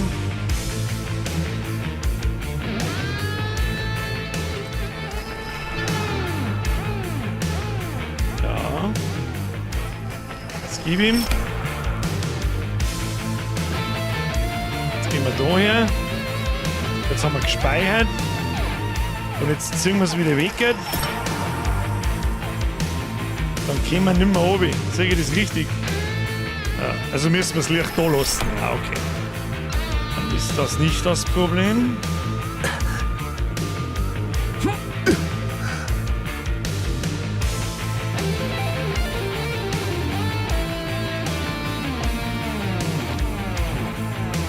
Ich bin wirklich... Kann man nicht auch irgendwann einmal die Taschenlampen wieder ausziehen? Hallo? Ich habe keine Ausrüstung dabei, gar nichts. Er sagt mir ja eh wohin. Offensichtlich. Die Frage ist, wie komme ich da runter? Ich seh nix! Ja, da geht der Treppen runter. Wer soll denn das sehen? Hab ich nicht gesehen. Chuck Brother, wir sind wieder ein Reset, aber die Musik fetzt. Du, ganz ehrlich, sie ist nicht schlecht.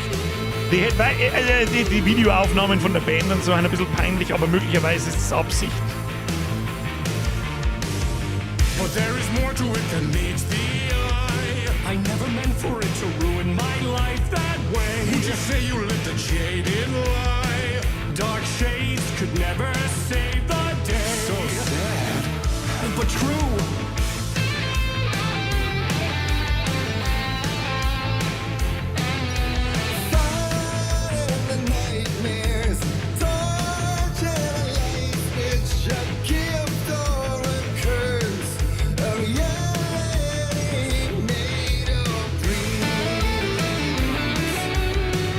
Was zur beschissenen Hölle passiert hier? Da wird mein Licht angezeigt. Wo? Über mir. Da ist ein Hotdog-Stand. Alter, ich check gar nichts mehr.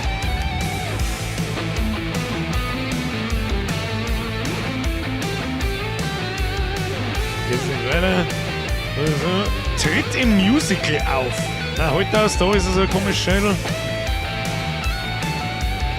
Getaway Club. Getaway Club. Muss ja eine bestimmte Reihenfolge laufen, oder was ist denn der Plan? Zeigt er mir es da links so.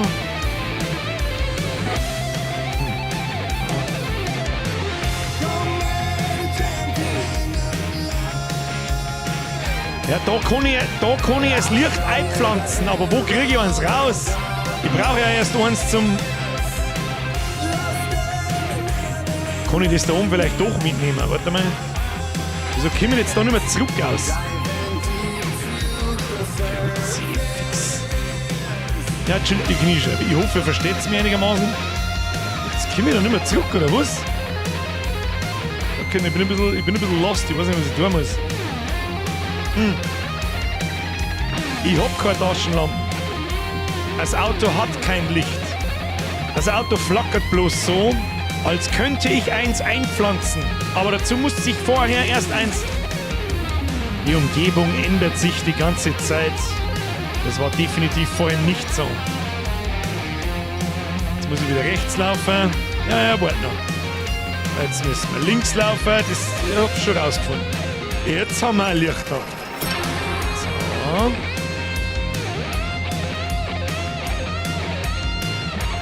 Ja, ich hab schon verstanden. So, und jetzt können wir dem Auto ans einpflanzen. Zack. Und jetzt sind wir da. Man muss tatsächlich die Pfeile nachlaufen in der richtigen Reihenfolge. Das hätte ich jetzt wahrscheinlich nur eine Viertelstunde gebraucht. Haben wir schon da. Ab in den Fernseher. Kurze Anmerkung. What the actually fuck was that? Aber irgendwie cool.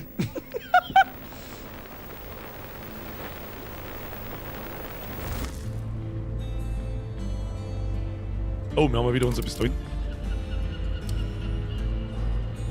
Kommt jetzt wieder. Komm ich nicht raus.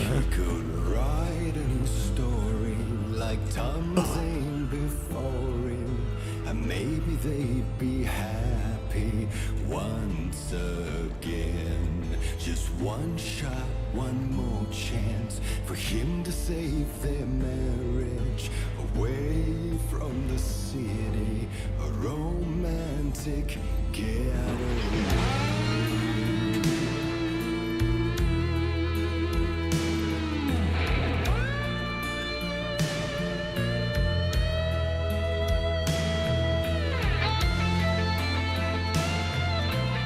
Was zur verfickten Hölle passiert da? Ich hab keine Ahnung. Zurück an die Schreibmaschinen, wird schon passen. Oh, ein Leuchtpistolen, okay. Interesting. Very interesting. Die nehmen wir gleich mal Schnellauswahl auf einen anderen Ort.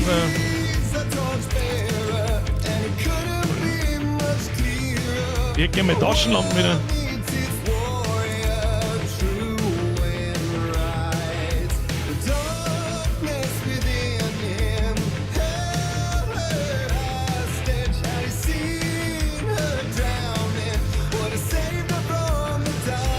Oh!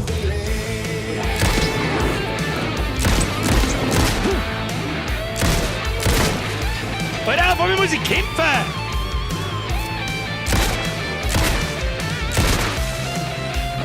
Hey, kannst du mein Loot fallen lassen? Das kam unerwartet! So mit Leuchtfackeln, Leuchtpistolen aus, ich mag sehen, was ich kann.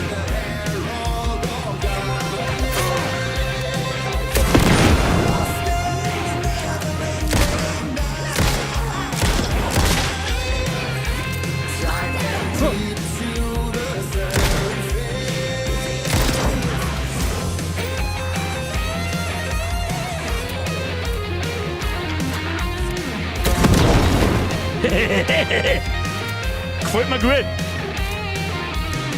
Okay, anständig nachladen, wir haben nicht mehr viel Schuss.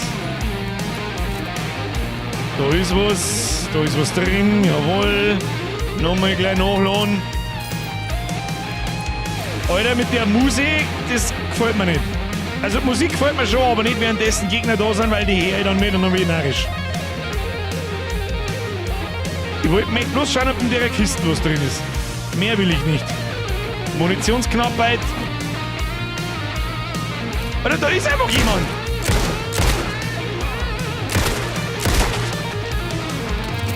Gib Mut. Oder nicht? Gut, verpissen wir uns, bevor die wieder respawnen 20 Mal. Arschlöcher. vorne ist nur Kisten und da oben ist auch noch ein Kistenanbahn. Mal auf da. Ja, passt.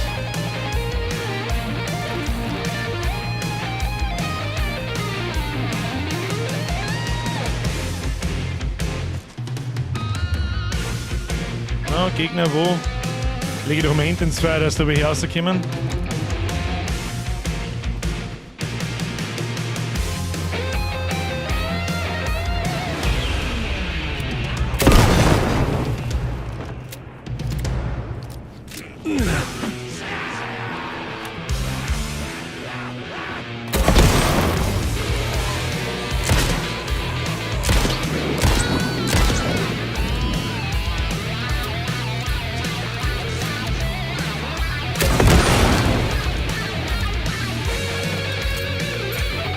Flächenschaden ist alles.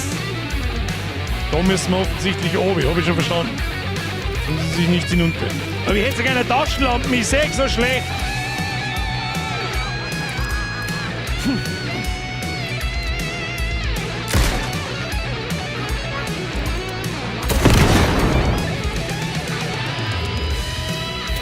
Immer wenn sie schön beieinander stehen und wir zwei erwischen, die haben wir das Ding aus. Das ist recht. Da ist da Munition hinten. Nein, natürlich nicht. Wo geht's da oben? Ich seh nix!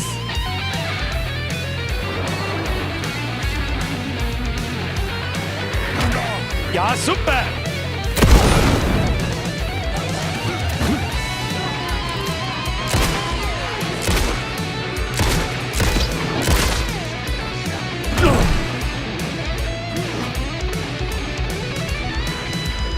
Na komm! Mei, dieses Behindertenmenü, Alter. Mei, dieses Drecksbehinderten-Scheißmenü! Bewegen und oh Gott! Sowas behindert's. Müssen wir die ganze Scheiße da jetzt nochmal, ist der Ernst? So. Ach, ich hab nix zum Heilen. Ach komm. Ach.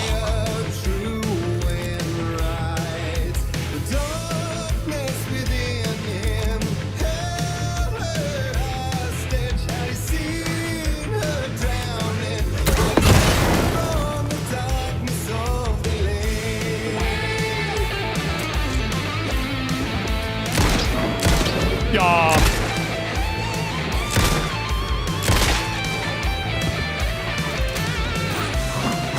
Was?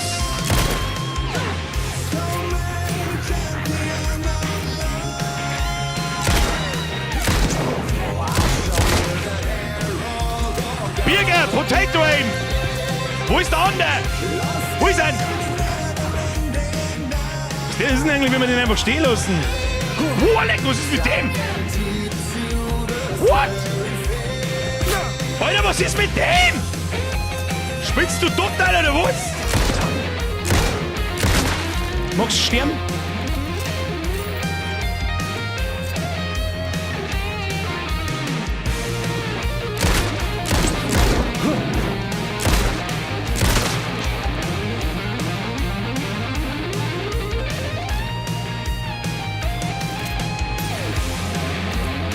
Okay, chill die Kniescheibe. No lohn.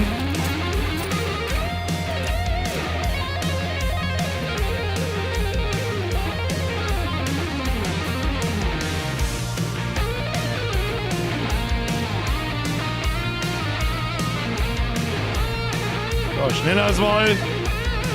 Weiter geht's.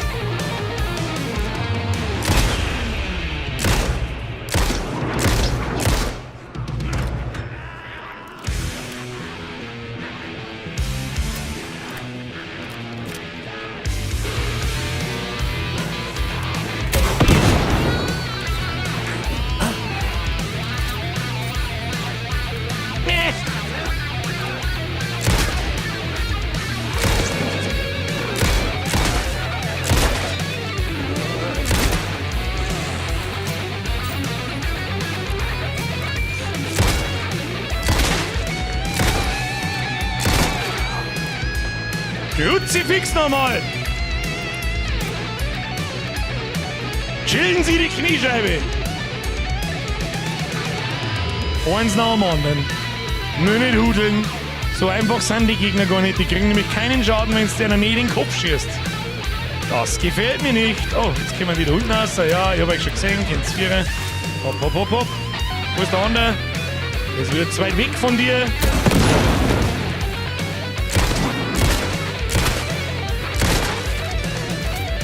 Arschloch, Pullermann, Arschloch. So, und da unten ist jetzt stockfinster. Wir sehen einen Scheißdreck. Hey, mittlerweile haben wir wieder da. Wo kommt die Taschenlampen jetzt her? Wo kommt denn jetzt die Taschenlampen her? Die haben wir vorher nicht gehabt. Fällt mir gerade so auf. So, wie schaut es aus da?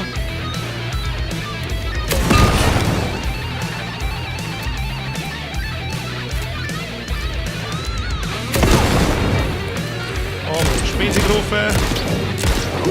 Ja, komm.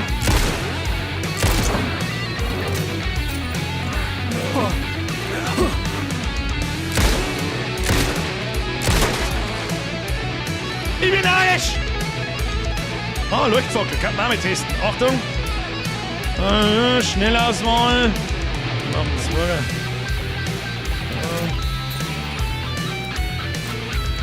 Vorher haben wir keine Taschenlampen gehabt. Wo ist die hergekommen?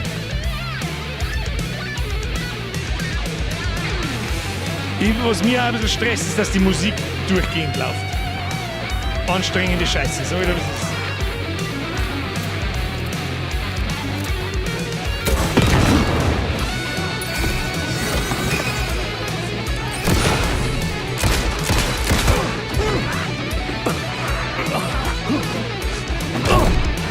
Alter! Hau jetzt bloß auf.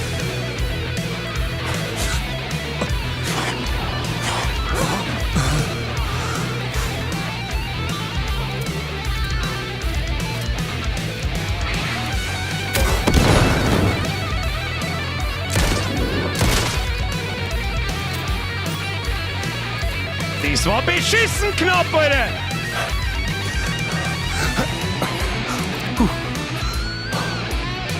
Und nicht mit dem Commander! Ja, Musik leiser, bitte, danke! Nein, nicht wieder lauter!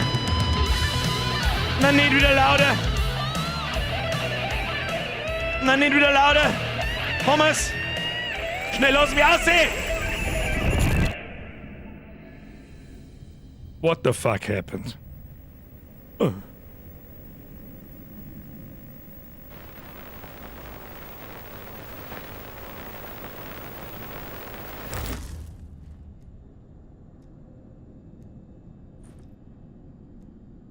Ein bisschen unter Strom, muss ich zugeben. Hätte die Taschenlampen besser nutzen können, das ist richtig. Und dann war es ja langweilig gewesen. Das war ziemlich gut. Ja, das war ziemlich gut, ja, das war überwältigend gut. Ich hab absolut keine Ahnung, wo wir sind, was er immer, keine Ahnung. Eine Vision? Muss ich dann nicht mit... Ah, so habe ich das auch mal. Nein, nicht schon wieder. Bitte nicht nochmal. Such a dark place, am I trapped in here? Is this real? I cannot remember. There was a manuscript that held a key. Ich bin maximal verwirrt. Und dass jetzt nochmal weitergeht, ist ein bisschen seltsam.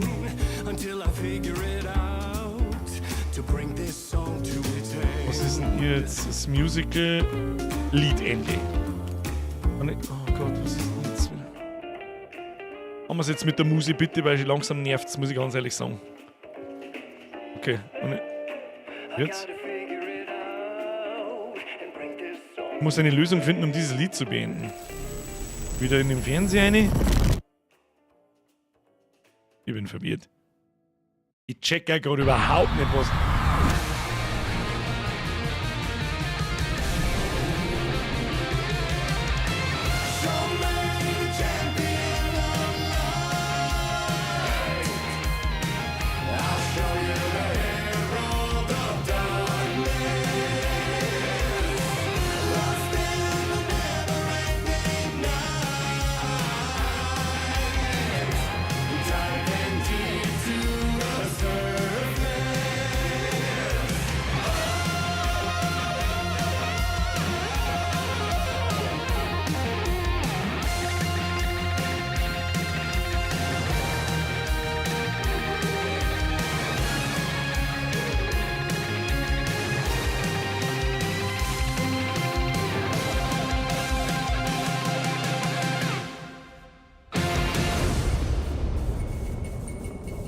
Ja, ja, ich habe schon verstanden, dass es geheißen hat, wir sollen im Musical auftreten, aber warum?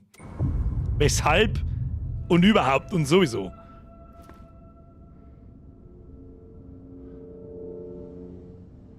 Und ich dachte, es könnte nicht noch seltsamer werden. Die Entwickler wissen schon, was sie da tun.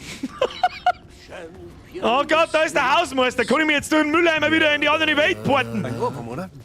Der Bote der Dunkelheit. Wie machen wir die Taschenlampen gleich wieder ein? Verloren. Oh, jetzt habe ich leider Gottes ein Batteriestriel verbraucht, aber das ist eh wurscht. Dafür haben wir uns gerade den ganzen Abschnitt 3 Batterien gespart.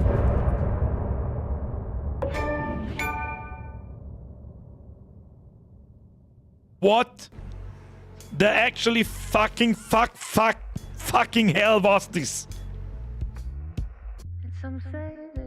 Kapier ich nicht, was das jetzt für ein Storybeitrag war. Ich weiß es nicht. Vielleicht erschließt es sich noch, aber das war mit Abstand jetzt das Weirdeste im ganzen Spiel bis jetzt. Weißt du, was mich interessieren hat?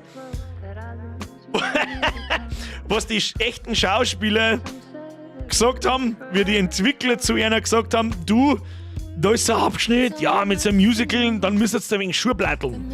Und so. Ja, das wird cool, das wird cool. Aber geil gemacht, du kannst sagen, was du willst, das ist abgedrehte Scheiße, aber das ist nicht Absicht. Ja, es ist pur, 100%ig ist das Absicht. Weiter geht's. Wo sind wir denn jetzt? Sind wir jetzt bald einmal aus der Scheißbude da heraus oder was ist denn los? Was wir? Kann man da mal speichern? Ja! Schnell speichern. Kann ich jetzt mal wieder, da kann ich jetzt in ihrer Realität um. Ich probiere jetzt mal, was passiert.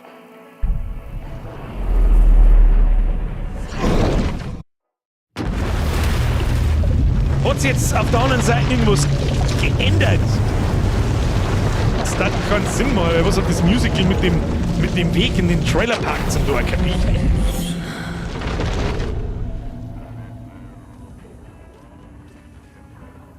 Ja, um Gottes Willen, das macht jetzt das Spiel nicht besser, schlechter oder sonst irgendwas.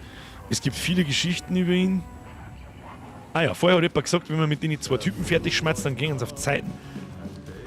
Mich wundert das ein bisschen. Also wenn es geht, wundert es mich ein bisschen, weil normalerweise wären Fortschritt fördernde Dialoge oder Dialogoptionen fett markiert.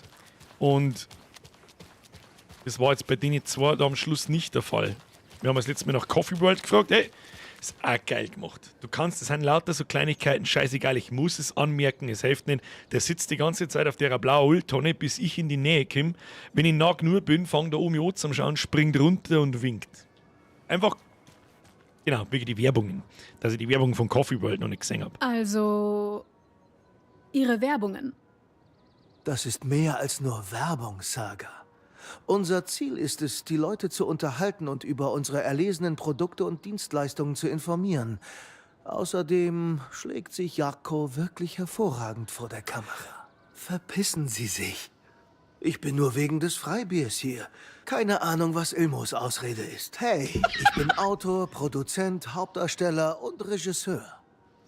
Tun Sie sich einen Gefallen und schauen Sie sich alle an.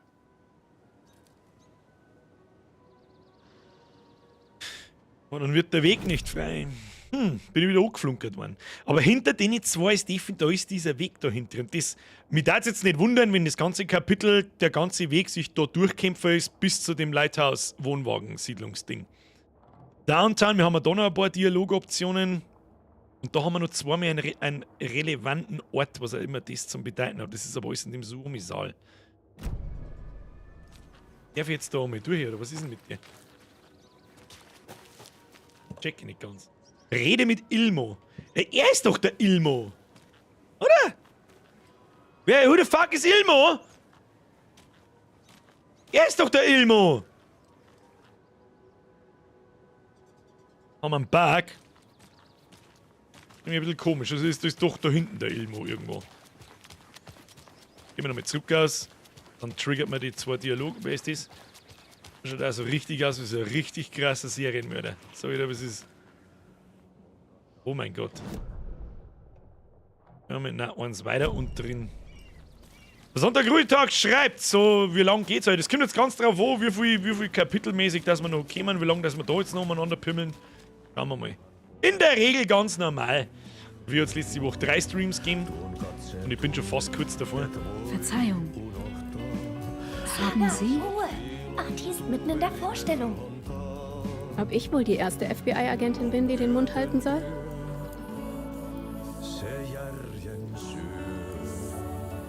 Mich wundert ja immer noch, warum die alle wissen, wer ich bin. Aber mit dem, ja. Wohnen Sie in der Gegend? Mit dem können wir noch schmerzen. Namen ich über die wohne Köpfe in warten Bright gut. Falls. Sie Stimmt. haben mich schon Bisschen. gesehen. In dem Fall, ich ja. bin Mr. Blum. Sie haben mich Wladimir genannt. Ich arbeite im Pflegeheim. Ich kümmere mich um alte Menschen. Wir machen Mr. einen Gichtfutzen, Tagesausflug. anspruchsvolle Musik, Geschichten Sauna, überfordern eine die schöne meisten. Zeit. Das ist, Ich bringe Sie mit dem Bus hierher. Die Senioren sind sehr wichtig. Und der Bus ist sehr schön. Danke. Hi. Was? Hier?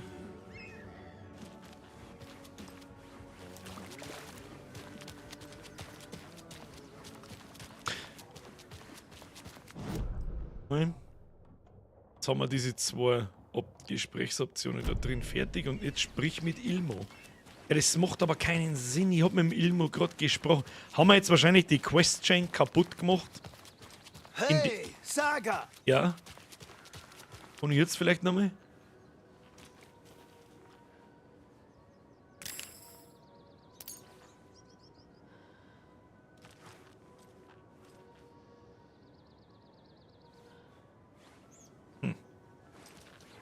Bei der Sauna war noch einer zum Ring. Ja. Ich glaube zwar jetzt nicht, dass mir das recht viel weiterbringt, weil da steht definitiv, rede mit Ilmo. Suche den Klicker in Watery. Rede mit Ilmo. Und vorher hat auch jemand geschrieben, red mit denen 2, die ist die Dialoge fertig, dann gehen sie auf die Seiten. Das kann ich noch halbwegs glauben. Ja, da kann ich auch mit ihm habe ich schmerzen können. Ja. Komm mal. Genießen Sie die Sauna. Genießen Sie die Sauna?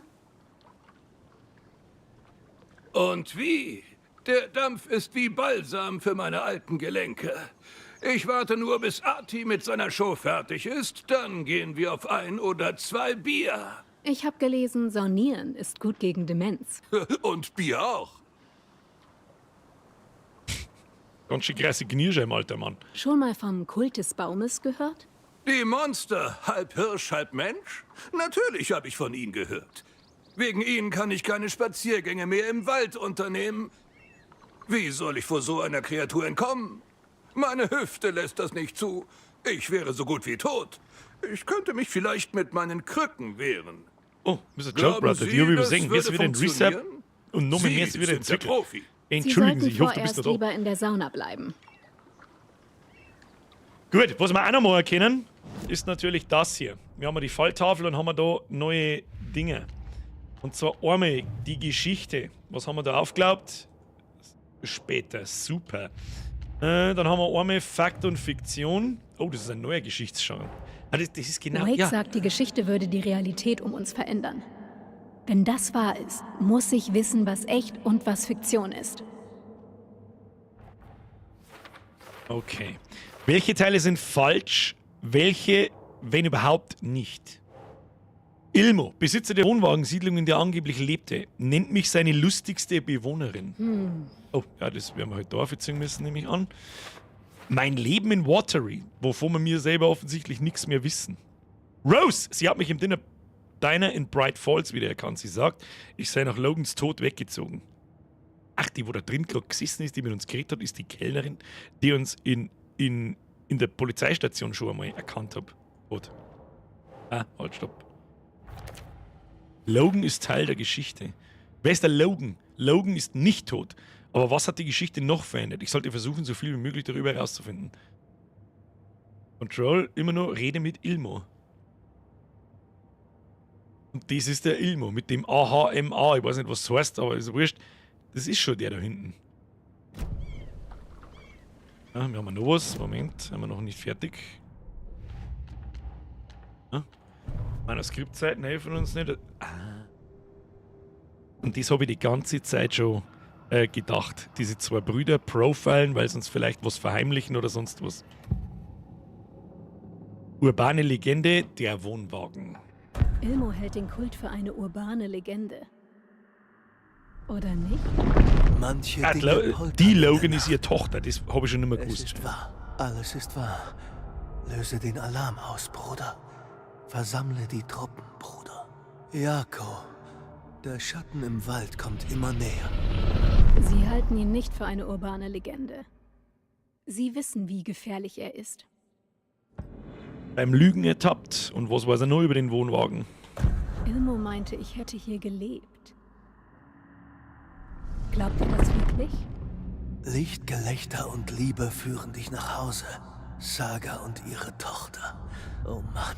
Glückliche Gesichter bedeuten hohe Grundstückspreise. Die Familie kommt zuerst, Ilmo. Wir kümmern uns inzwischen um ihren Wohnwagen. Sie ist eine von uns, Jako. Ihr Ersatzschlüssel ist sicher. Die Koskela-Brüder haben schöne Erinnerungen an mein Leben hier. Die Geschichte muss sie beeinflussen. Ich spiele vorerst mit. Ich brauche den Wohnwagenschlüssel. Und jetzt hat sich nämlich unser Ziel geändert. Falltafel. Bälle. Spur des Kultes. Und jetzt haben wir da noch was. Ilmo ist sich sicher, dass ich früher hier gelebt habe, dass ich hier in einem Wohnwagen besaß, dass ich ein Mitglied der Gemeinde bin. Was Ilmo weiß. Schauen wir mal, da wird auch angezeigt, was noch alles ohne gehört. Ah, hab schon verstanden. So. Die Manuskriptseiten haben wir alle, Radio und Fernsehen interessieren uns nicht. Und jetzt ist die Frage, unser Ziel hat sich... Ja, vielleicht können wir jetzt nochmal mit dem schmatzen, mit dem Ilmo da hinten, weil man ja jetzt auf ein paar Dinge ansprechen können, wie zum Beispiel, dass er sehr wohl von der ganzen Gaudi weiß und wir wollen ja mitspielen. Vielleicht können wir jetzt durch. Aber im Ernst. Ja. Ich würde gerne meinen Wohnwagen sehen. Haben Sie einen Ersatzschlüssel? Schön für Sie. Ja, ich habe noch einen. Er ist in der Coffee World. Ich würde ihn ja besorgen, aber Jako und ich müssen nach Bright Falls. Der Ersatzschlüssel ist im Safe des Souvenirladens. Ich rufe an und lasse ihn für Sie herauslegen. Oh, die Straße ist überflutet, aber der Weg hinter mir führt direkt dorthin. Aha! Ruf im Souvenirladen. Hol dir den Wohnwagenschlüssel im Coffee World Souvenirladen. Okay. Schlussfolgerung. Sechs das. Geht doch. Haben wir schon soweit. Das Coffee World. Agrartechnik-Fan, kurze Frage. Muss man die Sachen in dem Raum machen, dass man weiterkommt? Um deine Frage zu beantworten, ja. T-10 Minuten, Chef. Hab ich grad geäugelt. Das Kapitel spielen wir schon noch fertig. Das ist nicht oben. Also es dauert 4 Stunden, dann ist vielleicht was anderes. Aber, ja, haben wir da wieder Karten? Nein, die Karten haben wir schon. Haben wir so. Was haben wir da? Schrotflintenmohn. Ist da sonst nichts drin? Nein. Schrotflintenmohn haben wir 9 und 15. Und zum Heilen haben wir das. Und der Leuchtfackel haben wir das. Ich nehme an, Leuchtfackel ist auch so eine Geschichte. Eine Axt. Was war das? Oh, leck bin ich jetzt da gekommen. Was zur Verfickten, Alter, geht das Scheiße jetzt schon wieder los? Ich sag das, was ist, hau ab. Also wir mal schnell Moorkanten, friesen wir schnell Schmerzmittel.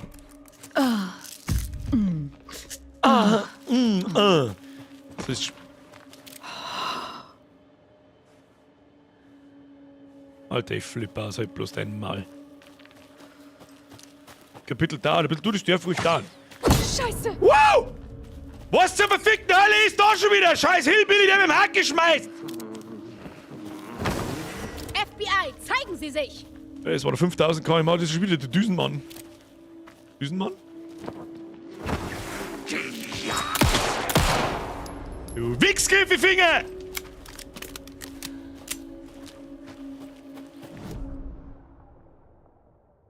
Ah, da oben ist ein Platz, da kann man reingehen, gehen wir rechts rum. Ah, ist mies. Scheiß Düsenmann.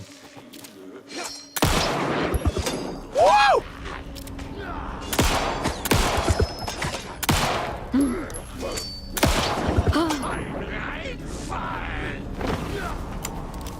Du Arschloch, kostet mir bloß...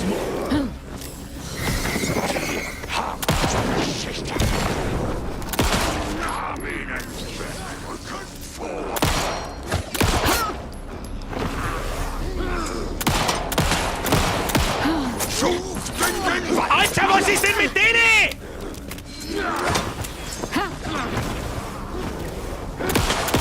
Alter, möchtest du mir vielleicht erklären, wie ich die treffen soll?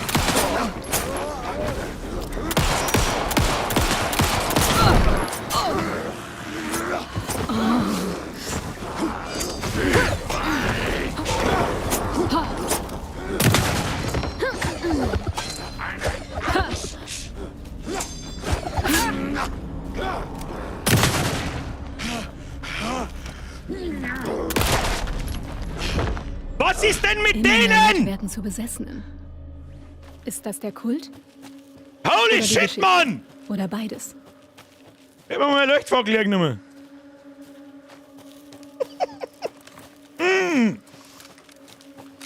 Aber dass die gleich so krass eskalieren, das habe ich nicht kommen sehen, Freunde der Sonne. Ich glaube, da nehmen wir mal das Ding.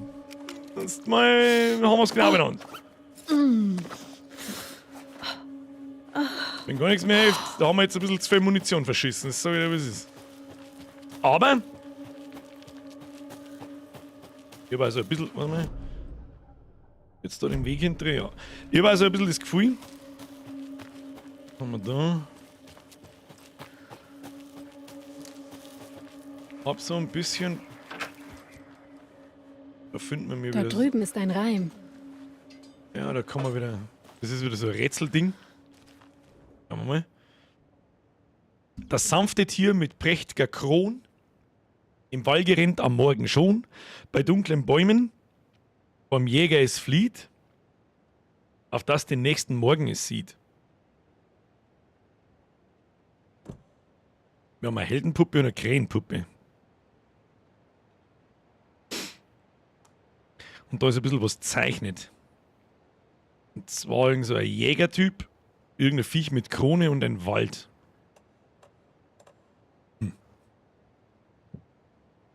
Da werden wir erst so eine Puppen finden müssen, nehme ich an. Ah, da haben wir doch was. Die Elchpuppe. Haha.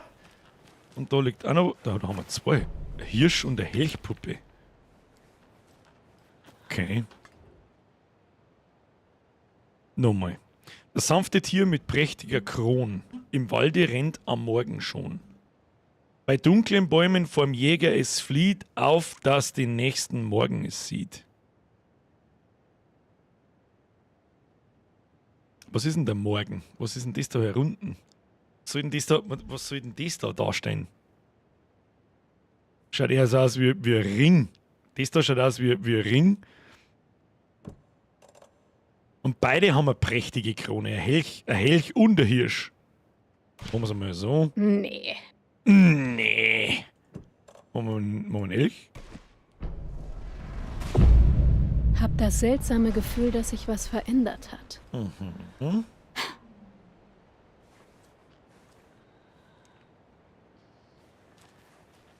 Schon wieder irgendein Scheißschnaufe?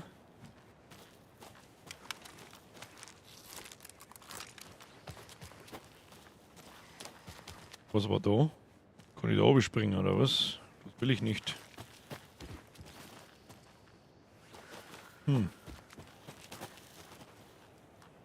In der Kiste vielleicht? Munition war nicht schlecht. Und vorher wollte ich übrigens noch was fertig schmatzen. Da haben doch immer so kleine rote, da vorne ist ein Haus. Da haben doch immer so kleine Das ist lächerlich. Noch ein Talisman für mein Armband. Ah. Okay, was bist du da? Rettet dich vor dem Tod, wird aber dabei zerstört.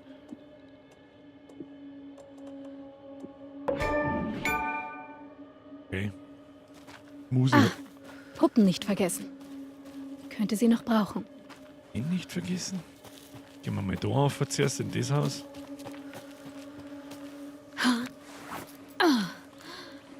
Also es ist, ich glaube, diese Reime und Rätsel, die sind jetzt nicht lebensnotwendig für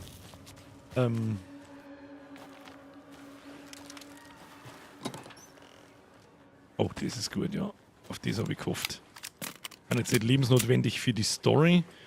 Gehen wir erst einmal eine. Ist dieser Safe Room, wenn ich den Generator anmache? Schauen wir mal. Ja, das sind jetzt wieder ein paar so Open-World-Elemente, aber das ist schon in Ordnung. Ein paar schauen wir uns schon. Na! Muss ich enten?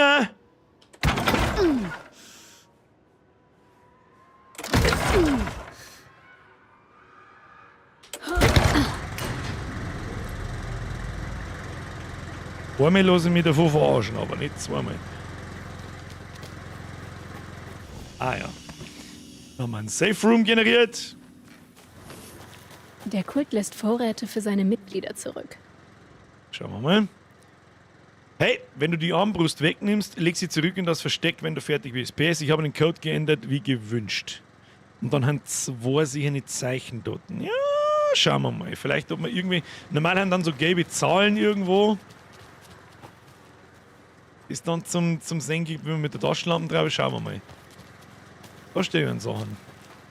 Da stehen doch Sachen.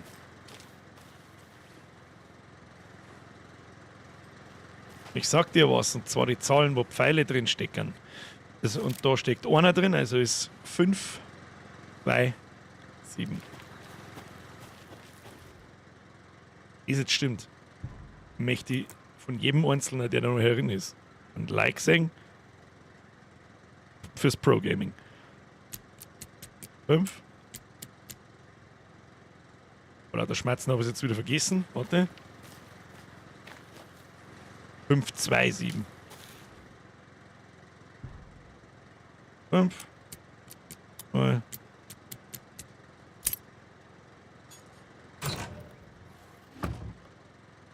Pro Gaming, Bitch.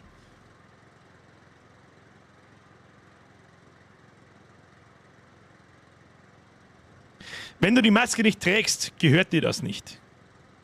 Mir scheißegal, ich hab eine Armbrust jetzt. Bitch! I see, I see. Frage ist nun... Da haben wir noch einen Schuss. Die Frage ist, kommen die Pfeile da? We have a bingo! Hallo. Kann man die aus den Leichen auch rausziehen? Das war natürlich dann... Jetzt müssen wir beobachten, wo legen wir die hin? Schnellauswahl. Eigentlich müssen wir das Ding auf die Nummer 3 legen und die Leuchtfackel, Schnellauswahl auf... Machen wir es so. Ja, wechselt man da dazwischen hin und her. We have a bingo! Ja. Ich hab da nur absolut... Oh, was haben wir da? Oh, eine Manuskriptseiten, die uns sagt, was passiert. Spoilern lassen wir uns nicht. Sonst haben wir da nichts. Oh, lass uns nochmal schnell speichern. Jawohl, und weiter geht's. So, da bin ich jetzt gespannt. Schauen wir mal, wo wir sind. Wir sind immer mal einen weiten Weg vor uns. Sag ich dir, wie es ist. Auf, da ist der Funkturm, rechts und geht's weiter. Wir schauen uns alles so auf und rechts rum. Wenn wir uns schon die Zeit nehmen. Oh, dann gehen wir da.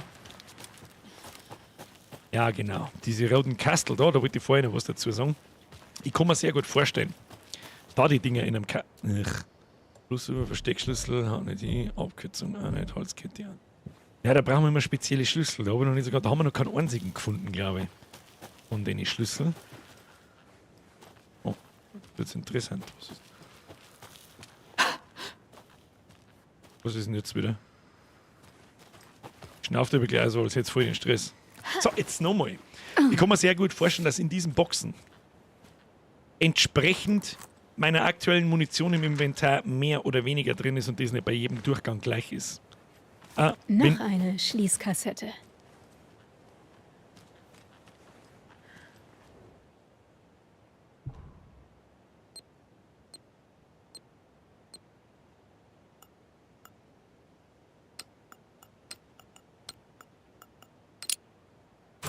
Das habe ich beim letzten Mal schon nicht verstanden. Und Munition. Das Werkzeug der Wahl.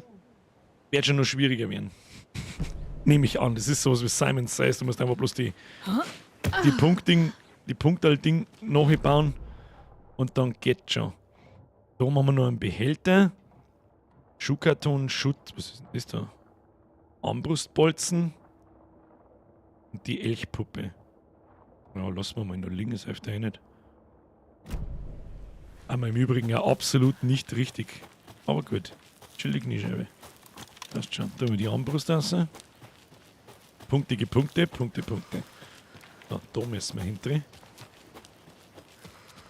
Glaube ich. Vielleicht immer wieder mal ein bisschen öfter auf die Map schauen, damit wir uns in 5000 Mal Puppen nicht vergessen. Stimmt. Fernzuhalten. Kaputt.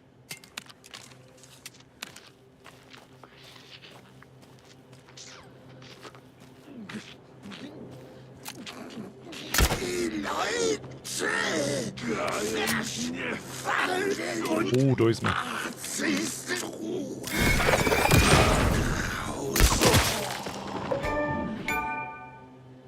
Weil man es nicht treffen kann, bevor man es nicht mit dem Licht gebrochen hat. Ich verstehe. Fuck. Fuck, das habe ich einfach vergessen. Kann man den... Oh, den Bolzen kann man wieder ausziehen. Scheiße, ich habe in die anderen hingeschossen. Ja, dumm! Learn it the hard way! Und man kann mich verschießen, ganz einfach. Ganz fucking einfach. Schauen wir mal, wo wir sind. Ja gut, dann müssen wir den Funkturm auslassen, hilft eh nicht. Außer die Quest bringt uns zurück. Wir werden sehen. Wir werden sehen, wir werden sehen.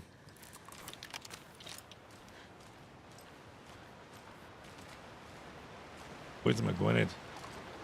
Alles, was ich weiß. Jetzt da wieder die Hackeltrottel daherkommen und flippe sowieso aus.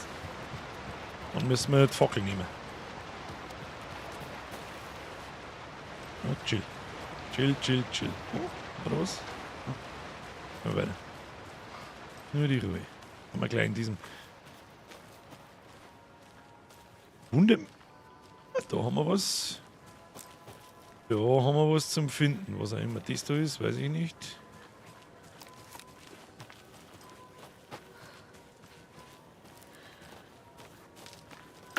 Loot tut gut. Ja, bist du immun. Grad. Noch eine dieser Lunchboxen. Lunchboxen! Wir haben noch 5. Können wir uns immer noch nichts bauen. Hallo Held, ich fürchte, dass ein paar Blätter von meinem privaten Fanfiction-Projekt in einige dieser Verstecke geraten sind, aber ich weiß nicht welche. Ja, haben wir wieder einen Hinweis für die Lunchboxen. Die sind aber nicht so essentiell wichtig für den ganzen anderen Scheiß. Machen wir da oben.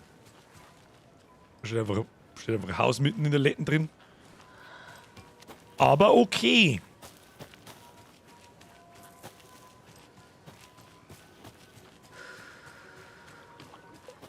Der Dragoncry schreibt, auf dem Vergnügungspark ist er gespannt. Da erwarte ich auch fürchterliches, um ehrlich zu sein. Aber so ein Safe Room davor war eigentlich nur ganz geil gewesen. Sonst müssen wir ziemlich viel damit Schrotflinten raus. Ich habe das Gefühl, die Schrotflinte ist mein Freund. Oh, da ist wieder der Fischersepp. Hat der wieder irgendwas versteckt noch? Der Fischersepp. Fischersepp? Haben Sie da was versteckt? Nein? Okay. Ich bin automatisch drücke ich beim Volt nicht auf die Leertasten, aber davon schaut es nach Safe Room aus. Das sieht doch gut an. Chill. Da. Ab in den Safe Room, Kinder.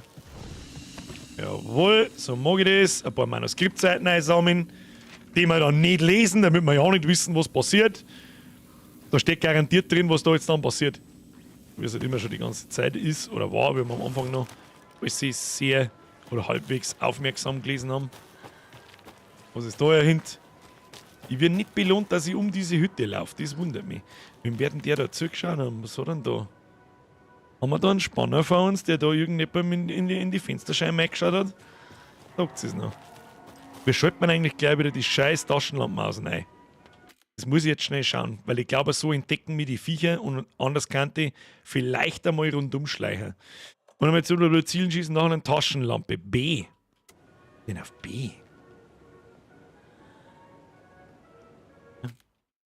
Optionen. Steuerung. Ist doch da, oder?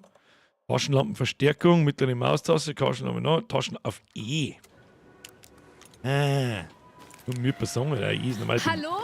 Oh Gott, nicht schreien. Jemand da? Coffee World Water Room sind wir da. Was steht Sind da? Sie Fresh rausgekommen? Pot Gift Shop Open. Haben die Besessenen sie erwischt? Oder wurden sie zu Besessenen? I have a very bad Ich feeling muss den about Schlüssel this. zur Wohnwagensiedlung finden. Schlüssel zur Wohnwagensiedlung. Ah ja, den finden wir Ilmo schon. meinte, der Schlüssel sei im Safe des Geschenkeladens. Safe des Geschenkeladens. Wie öffnen wir den Safe? Wahrscheinlich wieder mit irgendeinem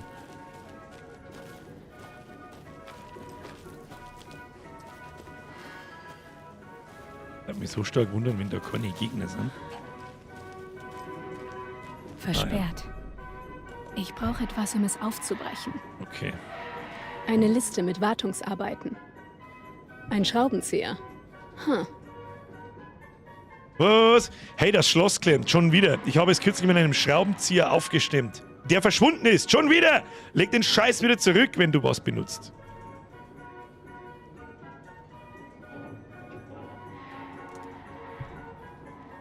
Haben wir gesammelt. Put it back when you use it. Okay. Schauen wir mal, können wir da... natürlich können wir da nicht rein, da waren wir gerade. Gut, schauen wir erst einmal zum Riesenrad. Oder was haben wir da? Nix. Ja. Ich habe ein bisschen September the 7th Vibes da, wo der Kasperl uns nachgelaufen ist und umeinander pimmelt hat. Und da irgendwas? Schraubenzieher, wo könnten sie da haben Nummern dran, ist das vielleicht irgendwie wichtig? 8, 9, 10. Das ist mit Sicherheit aus irgendeinem Grund hundertprozentig wichtig. Schauen wir mal, wie viel. Merken wir uns einfach einmal, wie viele maximal Nummern das sind. Ich sag, ja, 12 kann es hingehen. Kann 12 das Maximum sein? Ja. Ja, Father's Day meine ich eigentlich, ja, stimmt. Oh, da haben wir noch was. Noch ein Kultversteck. Ich war sehr nah dran. Nur gestreifte Becher. Den Loot machen wir auf, das sage ich dir, was es ist. Hier, ab in den Chat. 4. Sim. Das kann ich nicht lesen, den da oben kann ich nicht lesen.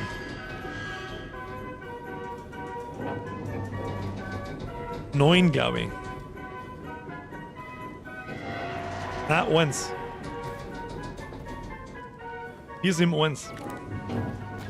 Und dann ist noch die Reihenfolge natürlich interessant. Ich darf jetzt einfach sagen 1, 4, 7. So der Reihe nach, das probieren wir jetzt einfach einmal durch. 1, 4, 7. Ha! Pro Gaming! Mehr sage ich da nicht dazu. Das nehmen wir mit, das nehmen wir mit. Do not take what is not yours. Was wir mal im Arsch lecken, so schaut's aus. So, gut schon mal aus. Wunderbar. Tippitoppi. So, was haben wir da hinten? Oh, da haben wir was. We're sorry, this toilet is temporarily out of order. Tut uns leid. Was zum Teufel, alle Toiletten sind außer Betrieb, reißt euch zusammen. Oh, scheiß mir dann Boni, das hilft eh nicht. Aber warum ist der Kamerawinkel da so seltsam?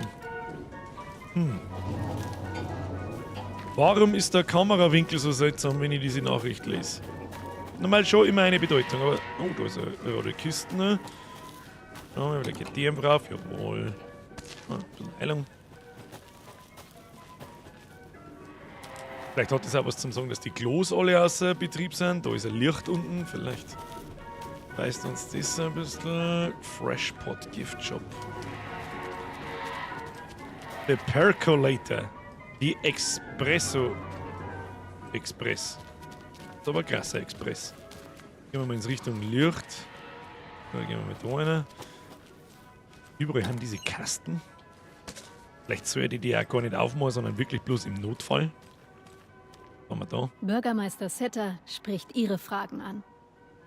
Völlig wurscht.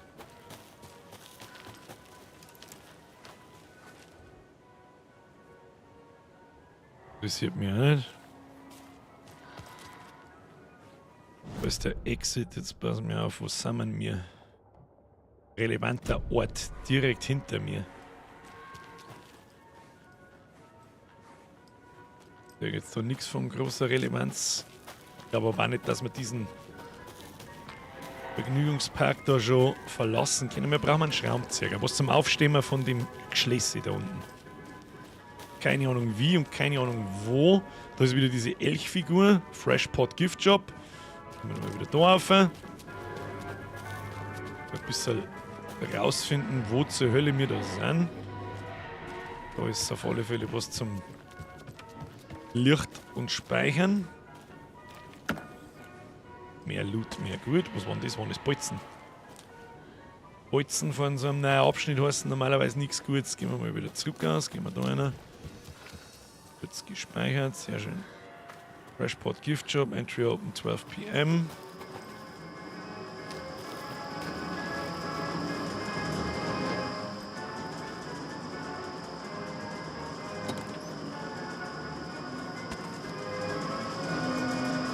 Ich weiß jetzt auch nicht.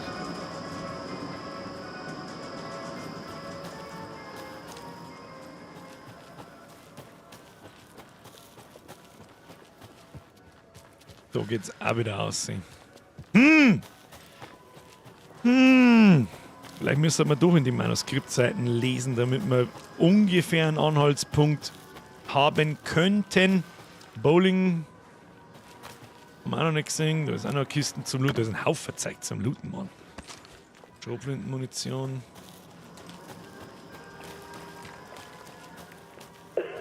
Meine Güte! Ganz ruhig, Saga. Ist nur eine Kaffeekanne. Da will ich die Schrotflinten raus. Mach mal die Schrotflinte raus. Kann das Ding sein? Da ist einfach eine Kuh im Garten. Da waren wir auch noch nicht, oder? Okay. Wirklich. Popcorn am Boden. In die Klos schauen wegen Werkzeug. Das ist sicher, aber die kann man auch nicht aufmachen. Nix. Dunkle Rüstung.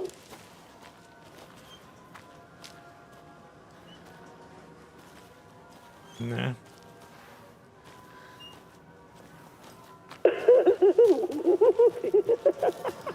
Scheiß Mistkasten. Da hätte ich gerne eine. Also gut.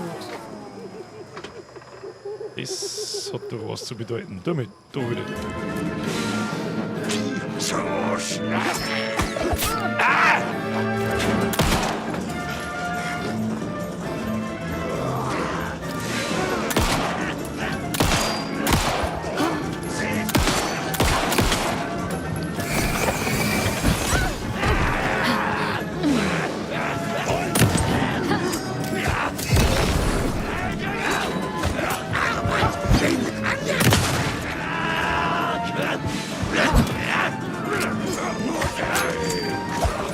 Wie viel halten denn die Mist-Motherfucker aus?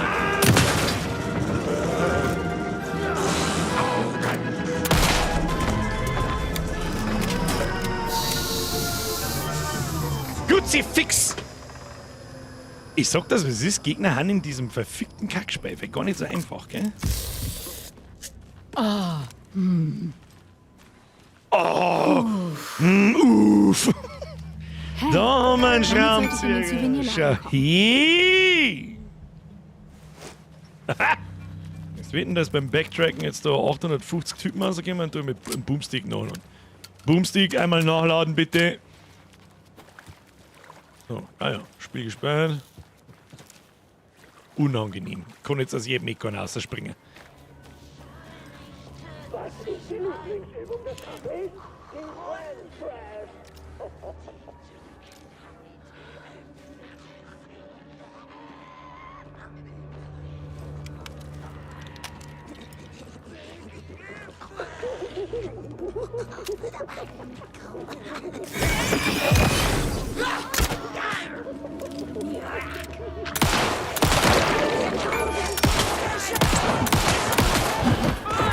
Stark.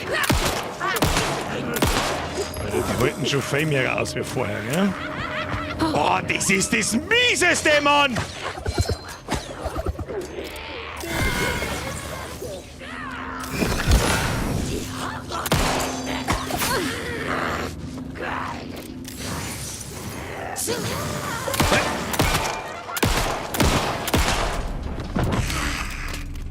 Okay.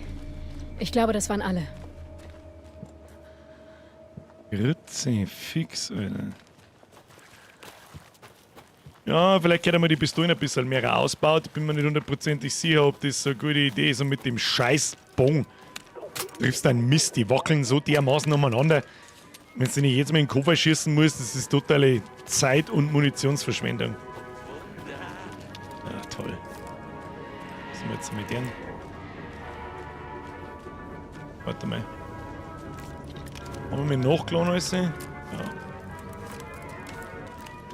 Ja. Gehen wir mal da zum Schnellspeichern rein. Erledigt.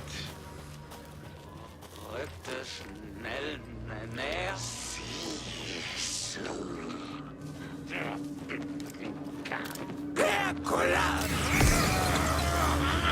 Vor allem.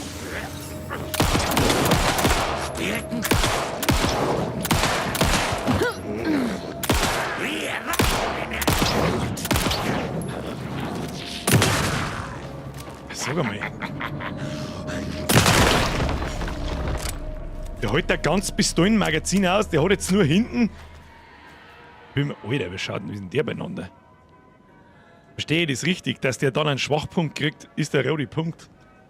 Das heißt, überall anders, wo er am eine schießt, interessiert ihn nicht. Kann das möglich sein? Naja, dann kriegen sie alle an mit dem Boomstick, der ist dann schon stark genug. Taschenlampe habe ich auch keine mehr. Supi.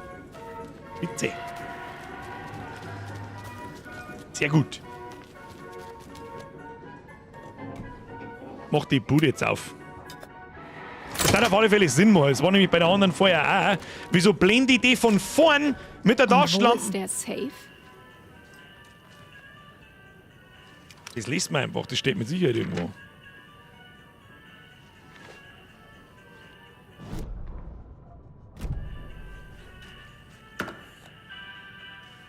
Ah, das ist gut. Taschenlampen, nachgeladen, Pistolen nachgeladen.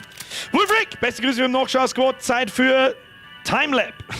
Wolfric, have a great time. Bussi aufs Nussi und Dankeschön dir. So, jetzt werden wir heute noch den geschissenen Code da rausfinden müssen, oder? Versperrt. Warum hast du das verdammte Passwort für den Safe schon wieder geändert? Ilmo verwenden. Ich dachte, es wäre Wache, Helfer, Lieferant. Wer hat dir wehgetan? Warum bist du so paranoid, Jakob? Was?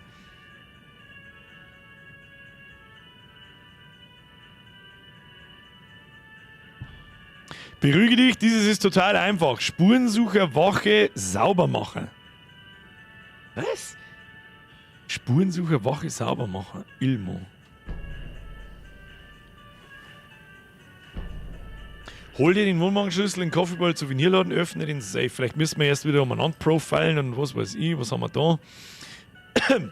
Hey Ilmo, kurze Vorwarnung. Ich habe noch eine wütende Sprachnachricht von der Mutter eines Kindes bekommen, das sich mit einem Souvenir Pukos in Augen gestanden hat.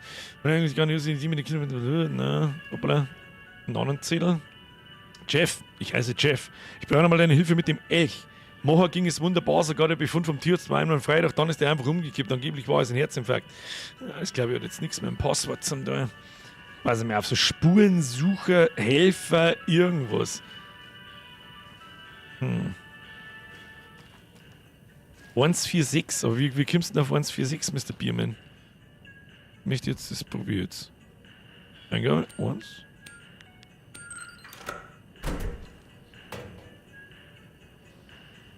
Mr. Bierman, das ist Cheaten. Mr. Bierman, das ist Cheaten! Jetzt möchte ich aber Erklärung wenigstens, wieso? Wieso? Schlüssel zu meinem Wohnwagen. Und wo? Jetzt muss ich noch den Klicker und den Kult finden. Und das ist Cheaten und Spoilern. Das machen wir normalerweise nicht. Das soll jetzt aber wissen, da bist du lang genug dabei. Du hast wahrscheinlich jetzt keinen Bock mehr, dass wir Ewigkeiten zu... Warte mal, haben wir da? Die Mitarbeiter an der Wand. Lost and Found, Maintenance, Ride Operator, Janitor, Gift Shop, Security, Cargo Park, Walk-Around, Concession Stand. Wie hast du gesagt? 146 was, gell? 146. Janitor, Lost and Found. Da war ich wahrscheinlich aber lang nicht draufgekommen, weil man da nicht hindrucken und F'en kann. Sag ich dir, wie es ist.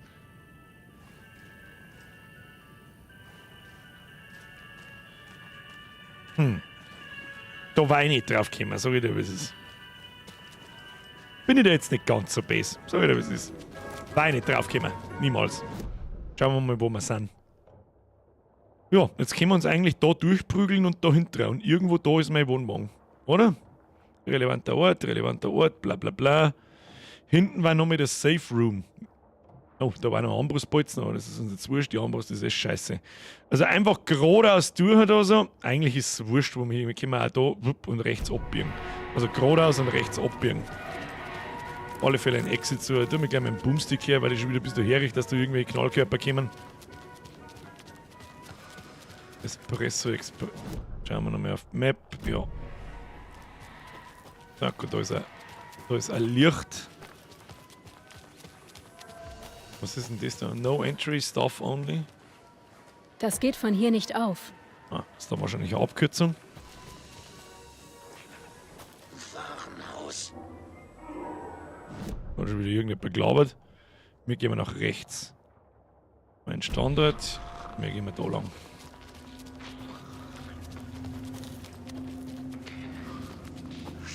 Was? Rund um das Zimmer. Kaffee. Irgendwo haben wir einen Gegner, aber ich weiß nicht so recht wo. Ich würde sagen, da muss doch irgendwo Loot sein. Man kann doch da nicht so genau herlaufen im Kino. Schauen wir nochmal. Ja, da geht es aber nicht weiter, da ist zu, also müsste man nochmal da zurück aus und da durch. Wahrscheinlich an jeden Ausgang 5-mal prüfen, bis wir rauskommen. Na gut. So, jetzt probieren wir das einmal mit dem roten Punkt, wenn wir dem das Fleisch von der Haut brennen. Ja, top.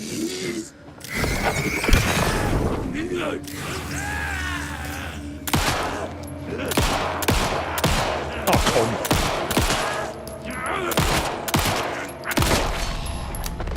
Oh, ja, du bist. Was? Gib mir. Du das. Ah! Herr Gott, Alter, jetzt fangt sie Schädel so! We will watch.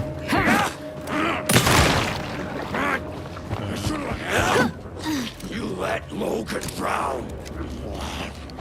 Reckless Alexa. Scheiße.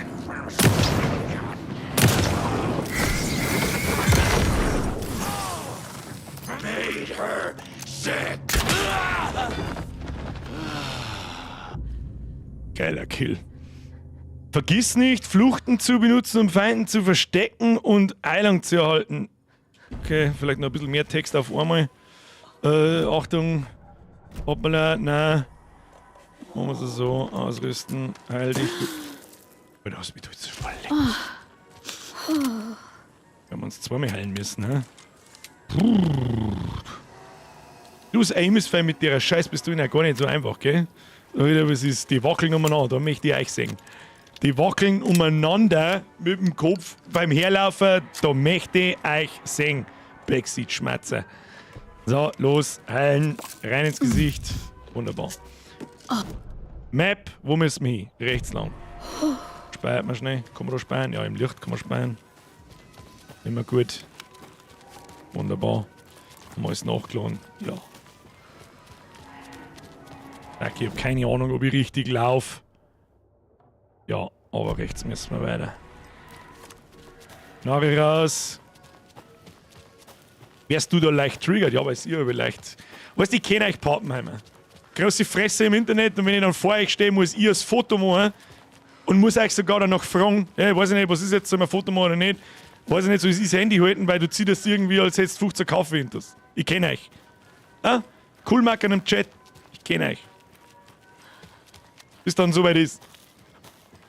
Oleg, bist du der Bier, gell? Oft nur erlebt. Jetzt sind da halt falsche Stopp, falsche Richtung.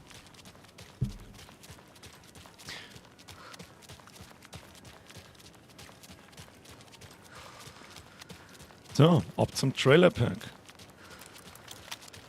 Ich gehe mir schwer davon aus, dass das Kapitel nicht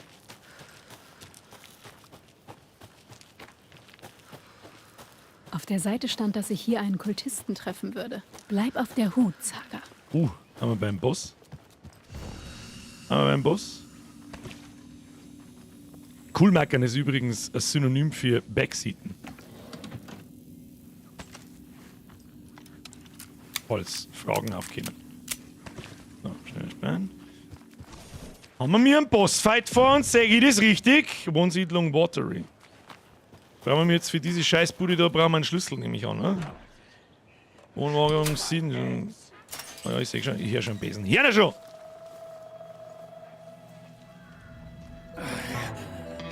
Es ist im Regen.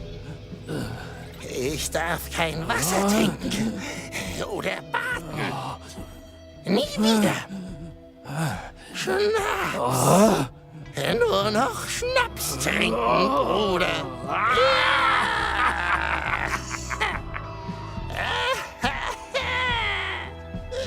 Sehen nicht wie Kultisten aus. Ja. Das hilft nicht. Ich bin nicht ich selbst. Wie kämpft man dagegen an? Wir sind zu alt. Verzeihung. Ich suche nach dem Trailer der Andersons.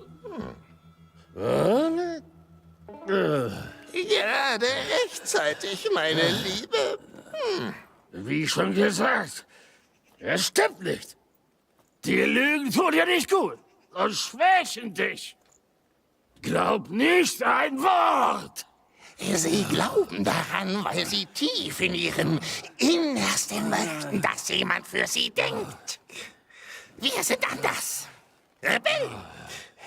Du musst es aufhalten, bevor es Realität wird. Sei kein Teil der Geschichte. Schreibe die Geschichte selbst. Skat der Hölle, bitte! Diese alten Trunkenbolde lassen sich von der Horrorgeschichte scheinbar nicht beeinflussen. Wissen Sie, was hier passiert? Woher kennen Sie die Barrier Geschichte? Dragon, sehr schön aufgepasst. Du selbstverständlich auch, meine Odin Liebe. und Thor. Wir sind eine Familie. Die Odin Andersons. wegen der Augenklappe. Wikinger. Aber ein Tor weiß ich noch nicht so ganz, wegen einem Bord wahrscheinlich. Odin oder ein Bord? Keine Ahnung, wahrscheinlich schon. Es ist so schön, dich endlich zu sehen, Saga. Ich bin dein Großonkel Odin. Und das ist ein lange verschollener Morfar, Thor. Saga. Er ist ein Großvater. Und ich bin der Allvater.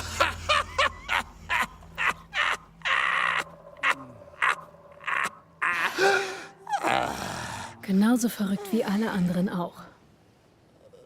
Genauso betroffen. Ich muss konzentriert bleiben und mir den Wohnwagen ansehen. Jetzt mal lure mir in den Wohnwagen da mehr rein. Du bist bestimmt beschäftigt, meine Liebe. Schau mal, da wird da schon irgendwo sein. Wir wollen dich nicht aufhalten. Oh, da kann man in die Bude einluren. Komm jederzeit vorbei. Rein in die Bude. Es stinkt nach Alkohol. Was hast du denn aber erwartet? Hey, da liegt ein Stück Pizza. An mich adressiert. Vor Jahren. Wake hatte recht. Die Horrorgeschichte verändert die Realität, nicht nur die Erinnerung der Leute. Oh, da kann die Lutherin sein. Scheiße, das haben wir schon oft einmal Alles Verbandszeit erinnert gefunden. mich an Logan. Das könnte ihr Zimmer.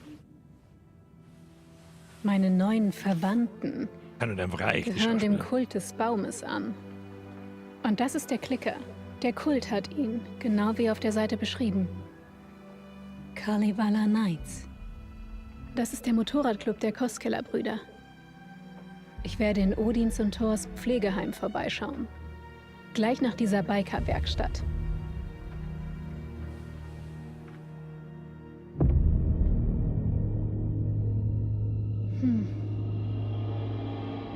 Ist es ihre Tochter?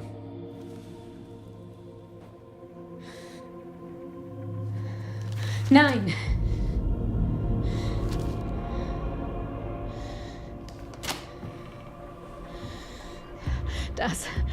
Das stimmt nicht. Das ist nur eine verdammte Geschichte. Eine Lüge.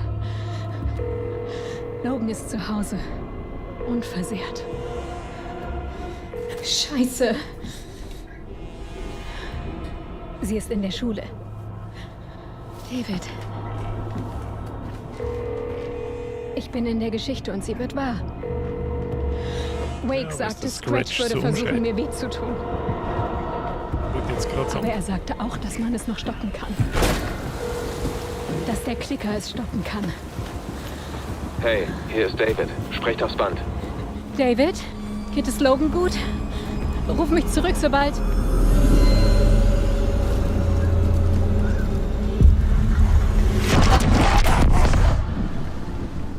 Mulligan?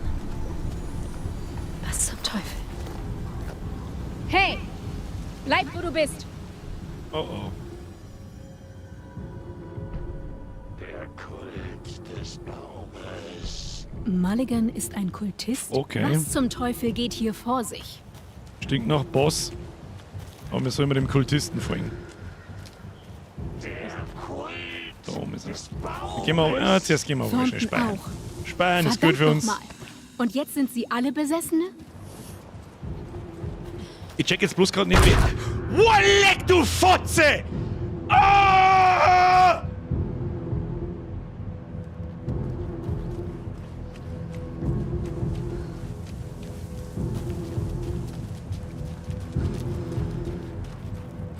Ich check jetzt. Schnapp dir diese Arschlöcher. Konzentrier dich auf den Fall. Der Artikel über Logan war eine Lüge. Denk nicht daran. Der Kult hat den Klicker. Hol ihn dir. Bring das wieder in Ordnung. Miserables Pastrami-Sandwich. Miserables Pastrami-Sandwich. Okay. Ah! Hör jetzt auf! Goddammit! Es war die ganze Zeit eine Ruhe! Kruzifix! Ja, lass mich raten, da drin ist jetzt ein Bossfight das ist irgendwo. Die Werkstatt, die auf dem Foto mit den Kultisten zu Der sehen scheiß finstern Dort Drecksbude, laden klang sie ich schon den wieder. Klicker auf. Wenn er noch hier ist, muss ich ihn finden. Gar kein Bock, Alter!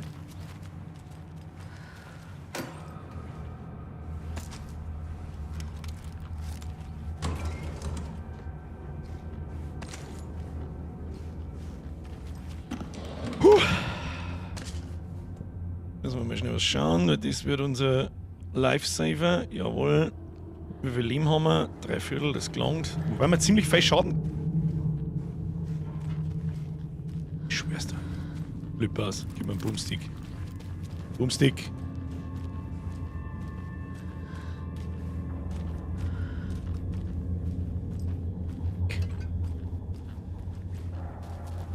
Da vielleicht irgendwo eine? Ja, wusste ich's doch. Herzlichen Glückwunsch. So, und jetzt? Untersuche die Kalevala Knights Werkstatt. Ja, da sind wir gerade dabei.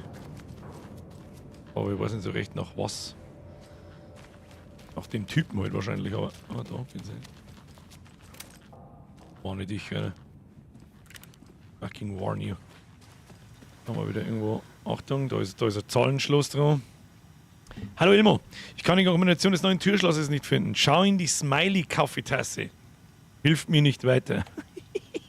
Danke für alle diese wertvollen Hinweise. Ich vermute, das heißt, das Hemd in der Saunanacht statt für die Sauna ist gut für den Körper und gut für die Seele. Du magst sie vielleicht nicht, aber sie mag dich. Und alle Gewürze sind natürlich willkommen. Was? Ilmo, vergiss Fred, der hat nicht das Zeug dazu. Und mit dem Ketchup irrt er sich ja, ist offensichtlich Chili, Mayo oder gar nichts.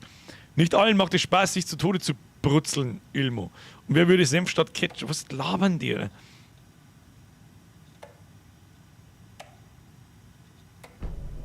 So in der Kack. Die Idioten sind schlimmer als meine Kinder. Das ist die letzte Warnung. Hört auf, das ODM aus der Montagehalle zu nehmen. Ihr wollt euch in der Werkstatt besaufen, kein Problem, aber das ODM ist nur für Rituale gedacht. Oh. Versteckte Verstecke. Hallo, ich habe gesehen, wie einige von euch unsere Verstecke ins Freie geschaut haben. Bitte tut das nicht, ihr Halunken. Halunken! So, Smiley-Tasse. Wo ist Smiley-Tasse? Smiley-Tasse wo? Smiley-Tasse wo? Da schnauft einer. Ich hab's schon gehört. Tu den nicht oben. Ich sehe hier keine Smiley-Tasse.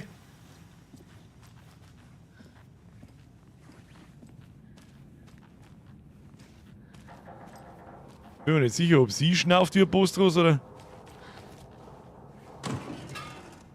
Ah, geil gemacht, dass da der Ding, der Wagenheber nachgibt. Hm.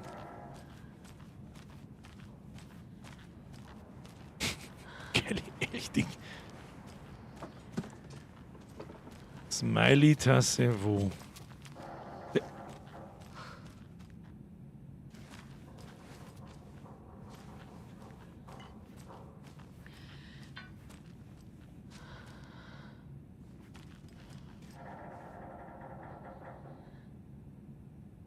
Uhr. 22 Uhr. Wie soll ich mir das jetzt merken? Sanduhr, schräge Sanduhr, flache Seiten zusammen. Aber was hat das mit dem Zahlenschloss zu tun? Ist überhaupt ein Zahlenschloss? Warte. Versperrt. Sie müssen da drin sein. Es Das muss einen Weg geben, Ding- dieses Schloss zu öffnen. Na, es war andersrum. Das Ding. Ja. Pro Gaming. T-Boy, bin wieder da. Muss kurz weg, aber geil, dass du da bist. Schau jetzt dann, wenn du weg bist von vorn. T-Boy, ich wünsche dir viel Spaß. Bussi auf das Jackpot. Nussi. Bussi Das haben wir ist schon das da. Versteck des Kults. Schauen wir mal, wie lange Vielleicht das sogar Kapitel ihr noch dauert. Hauptquartier. Mal ein bisschen Meta, wir haben zu Meta machen können. Vielleicht sogar ihr Hauptquartier. Ist das vielleicht das Kapitelende? Dann ist natürlich Da jetzt ist ein Keller. bisschen sehr abrupt. Das ist tatsächlich zumindest anbieten, würde ich sagen. Was haben wir da? Rose. Da haben wir wieder Sachen zum Sie ist die Sammeln. Kellnerin im Diner. Oh. Was für Rose. ein seltsamer Kult. Ah, das ist diese Dreiecke so in Bäume darstellen. Ich verstehe. Schauen wir mal. Ein gruseliger Gichtfotzen, Keller. hauen Sie sich hinein. Ich wünsche einen guten Abend. Oder eine gute Nacht und viel Spaß in der Arbeit. Und merci fürs Zuschauen Scheiße. natürlich. Jetzt gleich, Manni, muss ich mich noch mal konzentrieren, weil jetzt stinkt es nach Schlägerei. Halt! Wirst deinen Verstand verschwinden. Lass meinen Verstand mal mein Verstand sein. Das ist der Klicker. Was ist der Klicker? Weil die zwei zieh. Nimm den Klicker. Nein! Sie haben... Sie spielen ein Spiel mit mir. Ich war so knapp dran. Sie haben den Klicker. Ich kann sie finden. Von Mulligan Wohin und würden Sie Thornton. gehen? Da ist auf alle Fälle was. Wieder Manuskriptseiten wahrscheinlich. Es gab noch einen Übergang in Watery. Der Festwagen war der Schlüssel. Ja gut, das darf mir jetzt auch nicht Mulligan so und stark Thornton waren dorthin gegangen. Mit dem Klicker. Dieses Monster hier sollte sie aufhalten. Hier ist ein Übergang, genau wie der beim Cauldron Lake. Oh. Mulligan und Thornton sind wie Nightingale. Sie sind drin und warten. Und ein Festwagen ist der Schlüssel? Oben ist ein Besessener. Das war eine Falle. Bin mir jetzt nicht ganz sicher, was da passiert. Ist das jetzt ein Bosskampf gleich oder was ist da los? Ja, warte mal schnell sperren. Eigentlich, da haben wir alles. Was ist Eine das da? Sicherung. Könnte nützlich sein. Sicherung. Finde den Festwagen, der in der Seite erwähnt wird. Erhalte den Klicker von Mulligan und Thornton. Okay, jetzt werden wir wahrscheinlich da draußen.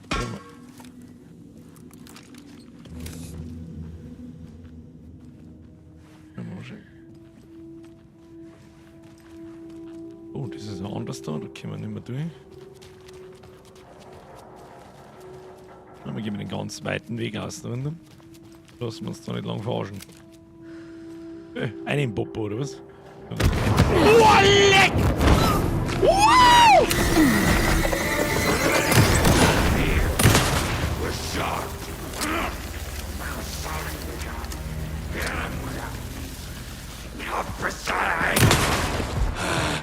Hey, Meister!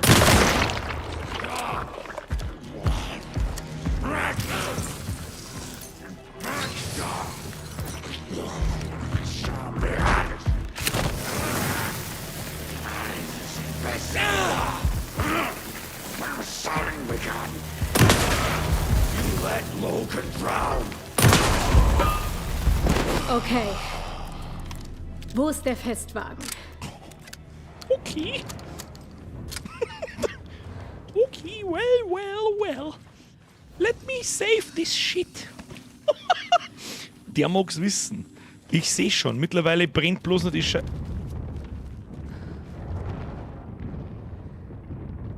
Liegt da einmal durch umeinander? Okay. Ach, das hat man.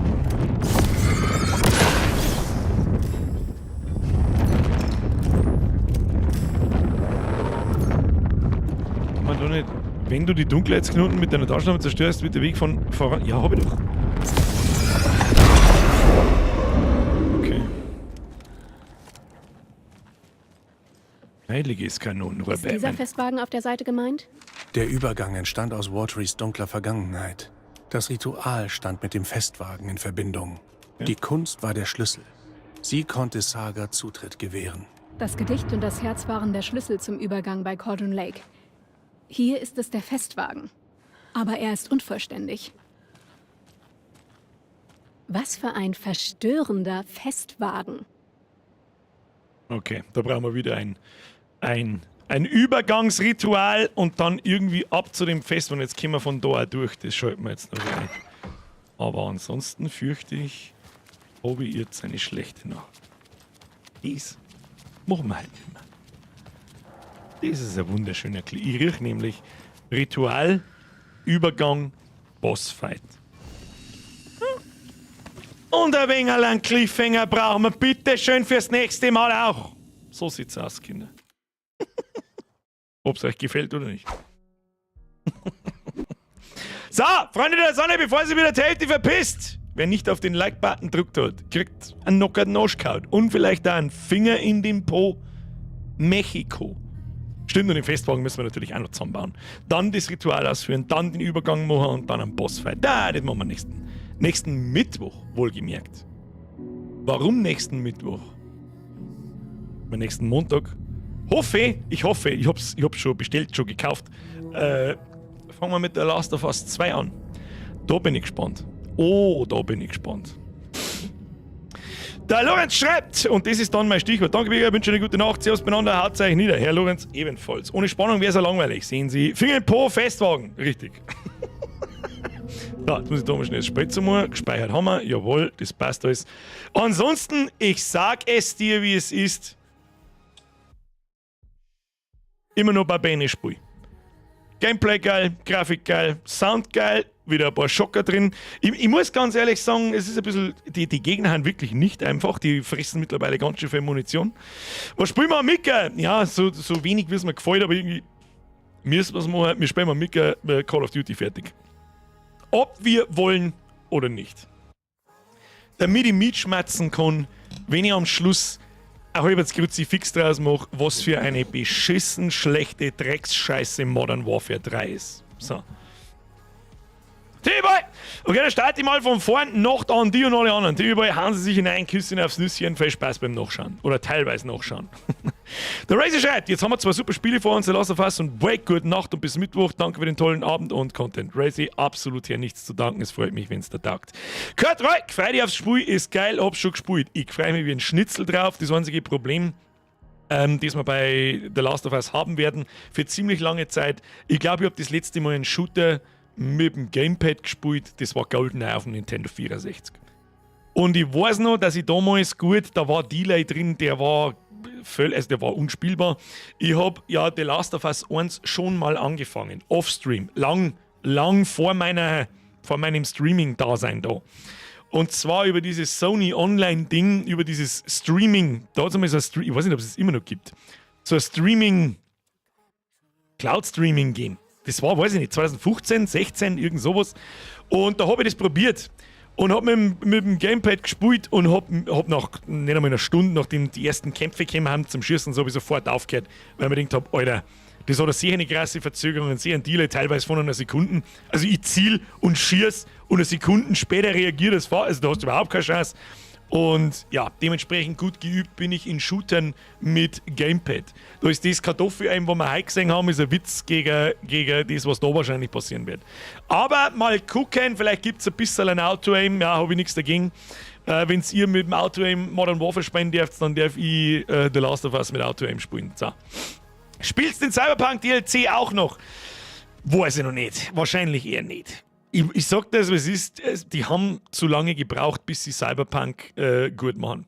Cyberpunk interessiert keinen mehr und zahlt mich auch nicht mehr. Sag ich dir, was ist. Der Müllschuster schreibt, bei COD bin ich dann raus. COD ist schon seit Ghost nichts mehr für mich. Herr Milch, das ist in Ordnung. Ist noch überhaupt so ein Nachschau-Squad wert? Wo? Für was? Für Call of Duty? Kommt ganz drauf an. So, Tobo, was hältst du von den Assassin's Creed Spiele und FC Bayern oder 60er? Oh Gott, was haben wir heute für Fragen? Haben nicht bloß Leute, was ist los? Fußball interessiert mich ungefähr genauso viel wie Autos. Hab vorher schon mal jemand nachgefragt. Aber wenn, dann ist Bayern weiß-blau und nicht ein Kasperl seine Frau. Und die Assassin's Creed Spiele spiele ich nicht mehr seit Teil 2 und 3, weil es nur noch Steuerung C, Steuerung V ist. Ja, das ist jetzt natürlich schwierig zu sagen, währenddessen nie von Modern Warfare 3 redet, aber das habe ich halt auch für den Stream gekauft und nicht mir persönlich. Ja, COD hätte ich gemeint, ist echt so madig, wie soll ich sagen. Mei, es kommt aber, das Gameplay ist, was ist. Das Gameplay ist ein Call of Duty, das ist ein Shooter, das ist ein schneller Shooter, das ist okay. Ein Freshmark schreibt, Auto-Aim braucht ihr. Glaubt mir's, ihr braucht alle Auto-Aim mit dem Gamepad. Ja, ihr braucht alle Auto-Aim mit dem Gamepad. Ansonsten tritt ich gern gegen jeden Einzelnen da herin mit der Maus und Tastatur gegen in egal was für einem Shooter, gegen ihn an mit Maus und Tastatur und du mit Gamepad ohne Auto-Aim. Und ich garantiere dir, dass ich die zu 90% in allen Runden so rasiere, dass du morgen warnend im Bett liegst. In deiner eigenen Pisslocke. Ich würde mir halt wünschen, dass ich die Last of Us wieder mit der Maus und Tastatur spielen kann. Aber ich habe schon geschaut, natürlich gibt es Maus und Tastatur für PlayStation, aber das funktioniert nicht. Also es muss das Spiel natürlich auch unterstützen. Weißt du, was es ist. Ja, Aim Assist brauchst du beim Controller. Ja, das meine ich damit. Ich bin Xbox-Spieler, hatte noch nie einen PC, ist das so krass anders. Du kannst einmal mit der Maus versuchen zu aimen. Da wird es dich gescheit nehmen, wenn du das noch nie getan hast. Also mit der linken Hand WASD, das ist jetzt für uns PC-Spieler ganz normal. Steuerung, kleiner Finger auf, Shift, Steuerung, Tab, Daumen auf der Leertaste und nur eine Bahn und ist an. Und so. Ich bin halt das gewohnt, seit 20 Jahren. Und wenn du mir jetzt ein Gamepad gibst und ich aim da umeinander, ohne Aim Assist, ja, ich nenne es halt Auto-Aim, weil nichts anderes ist es. Ich ziele grob in die Richtung vom Gegner und wenn ich dann nah genug dran bin, snappt das Fadenkreuz ein und ich brauche nur noch schießen. Und das ist unter anderem der Grund, warum ich aufgehört habe, sagen wir es, unter anderem der Grund, warum ich aufgehört habe, Warzone zu spielen.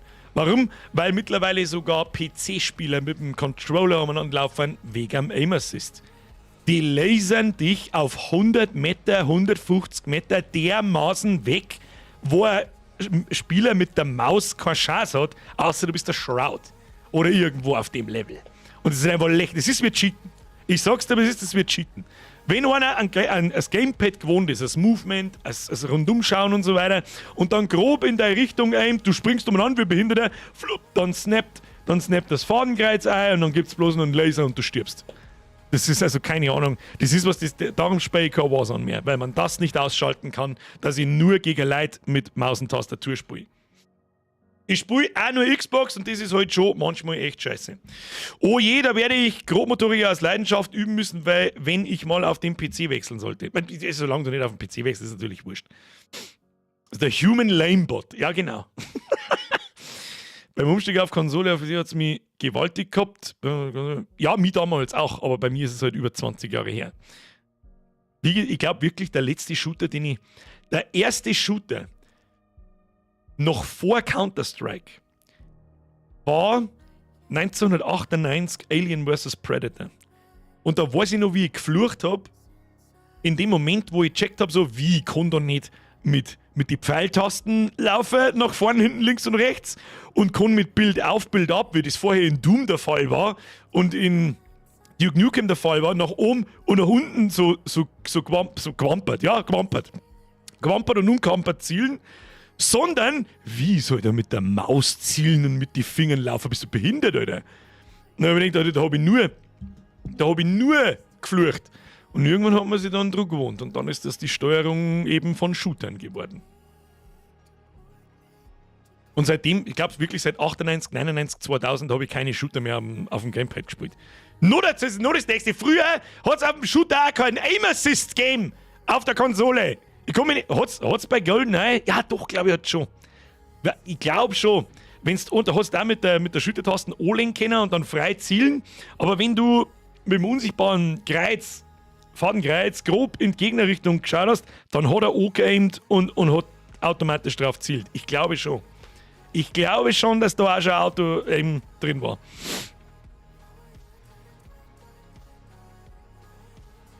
Der Wingcoop ist auch Human Aimbot, der spielt aber nur. Es gibt so viele Leute, die unfassbar brutales Aim haben. Ja, es ist ja oft so, dass in COD-Lobbys natürlich, es gehört auch ein bisschen was dazu, mit dem Gamepad so mobil zu sein wie mit Maus und Tastatur. So, ihr wisst, selbst das kriege ich nicht auf die Reihe, weil ich halt nie mit Gamepad spiele. Oder ganz extrem selten. Ganz extrem selten. Und deswegen wird der Last of Us wahrscheinlich am Anfang ein bisschen zack. Wenn ich zähe Geschichte, fürchte ich. Aber ja. Im Story-Modus auf jeden Fall bei GoldenEye. Das weiß ich, ja, das weiß ich noch. Ob es im Multiplayer, das weiß ich nicht. Damals haben die PC-Spieler die Konsolenspieler schon hart aus dem Leben bumst. Das deren sie heute noch. Oder würden sie auch heute noch, wenn es kein Nemesis-Kind hat. So, da kannst du der beste Konsolenspieler der Welt sein, da hast du keine Chance. Weil du 5-mal so lange brauchst, bis du umdrehst und in der Richtung und Punkt genau irgendwo hinzielst. Dabei habe ich da 5-mal in den Kopf geschossen. 5-mal. Aber das kriegen wir mir schon hin. So tragisch kann es nicht sein.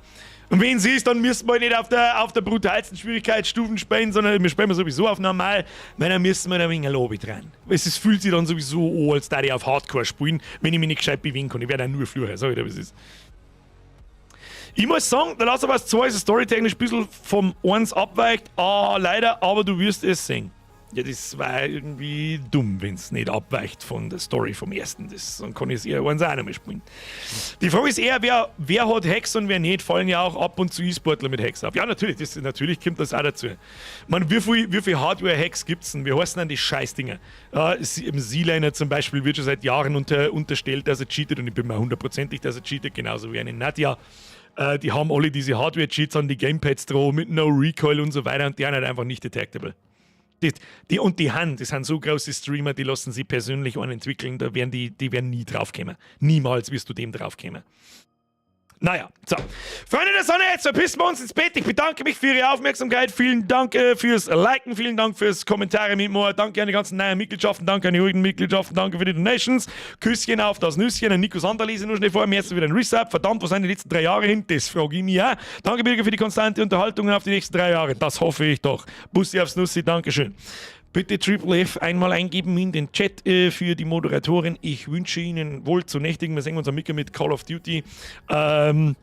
Und ich glaube, da wird es ein wenig zum Fluchen. Vielleicht kriegen wir da, wenn wir wirklich noch eine Stunde fertig sind mit Call of Duty, dann gibt es eine Stunde lang ein Live-Kruzifix. Dann zerreißen wir das Scheißspiel in 1000 Stücke. So sieht's aus. Meine sehr verehrten Damen und Herren, wir sehen uns am Mittwoch um 20 Uhr. Wenn ihr kommt, ist Klofrau. So, mit der schmust bekanntlich keiner mehr. Jetzt verpisst euch. Harvey! Die verdammte scheiß Klofrau.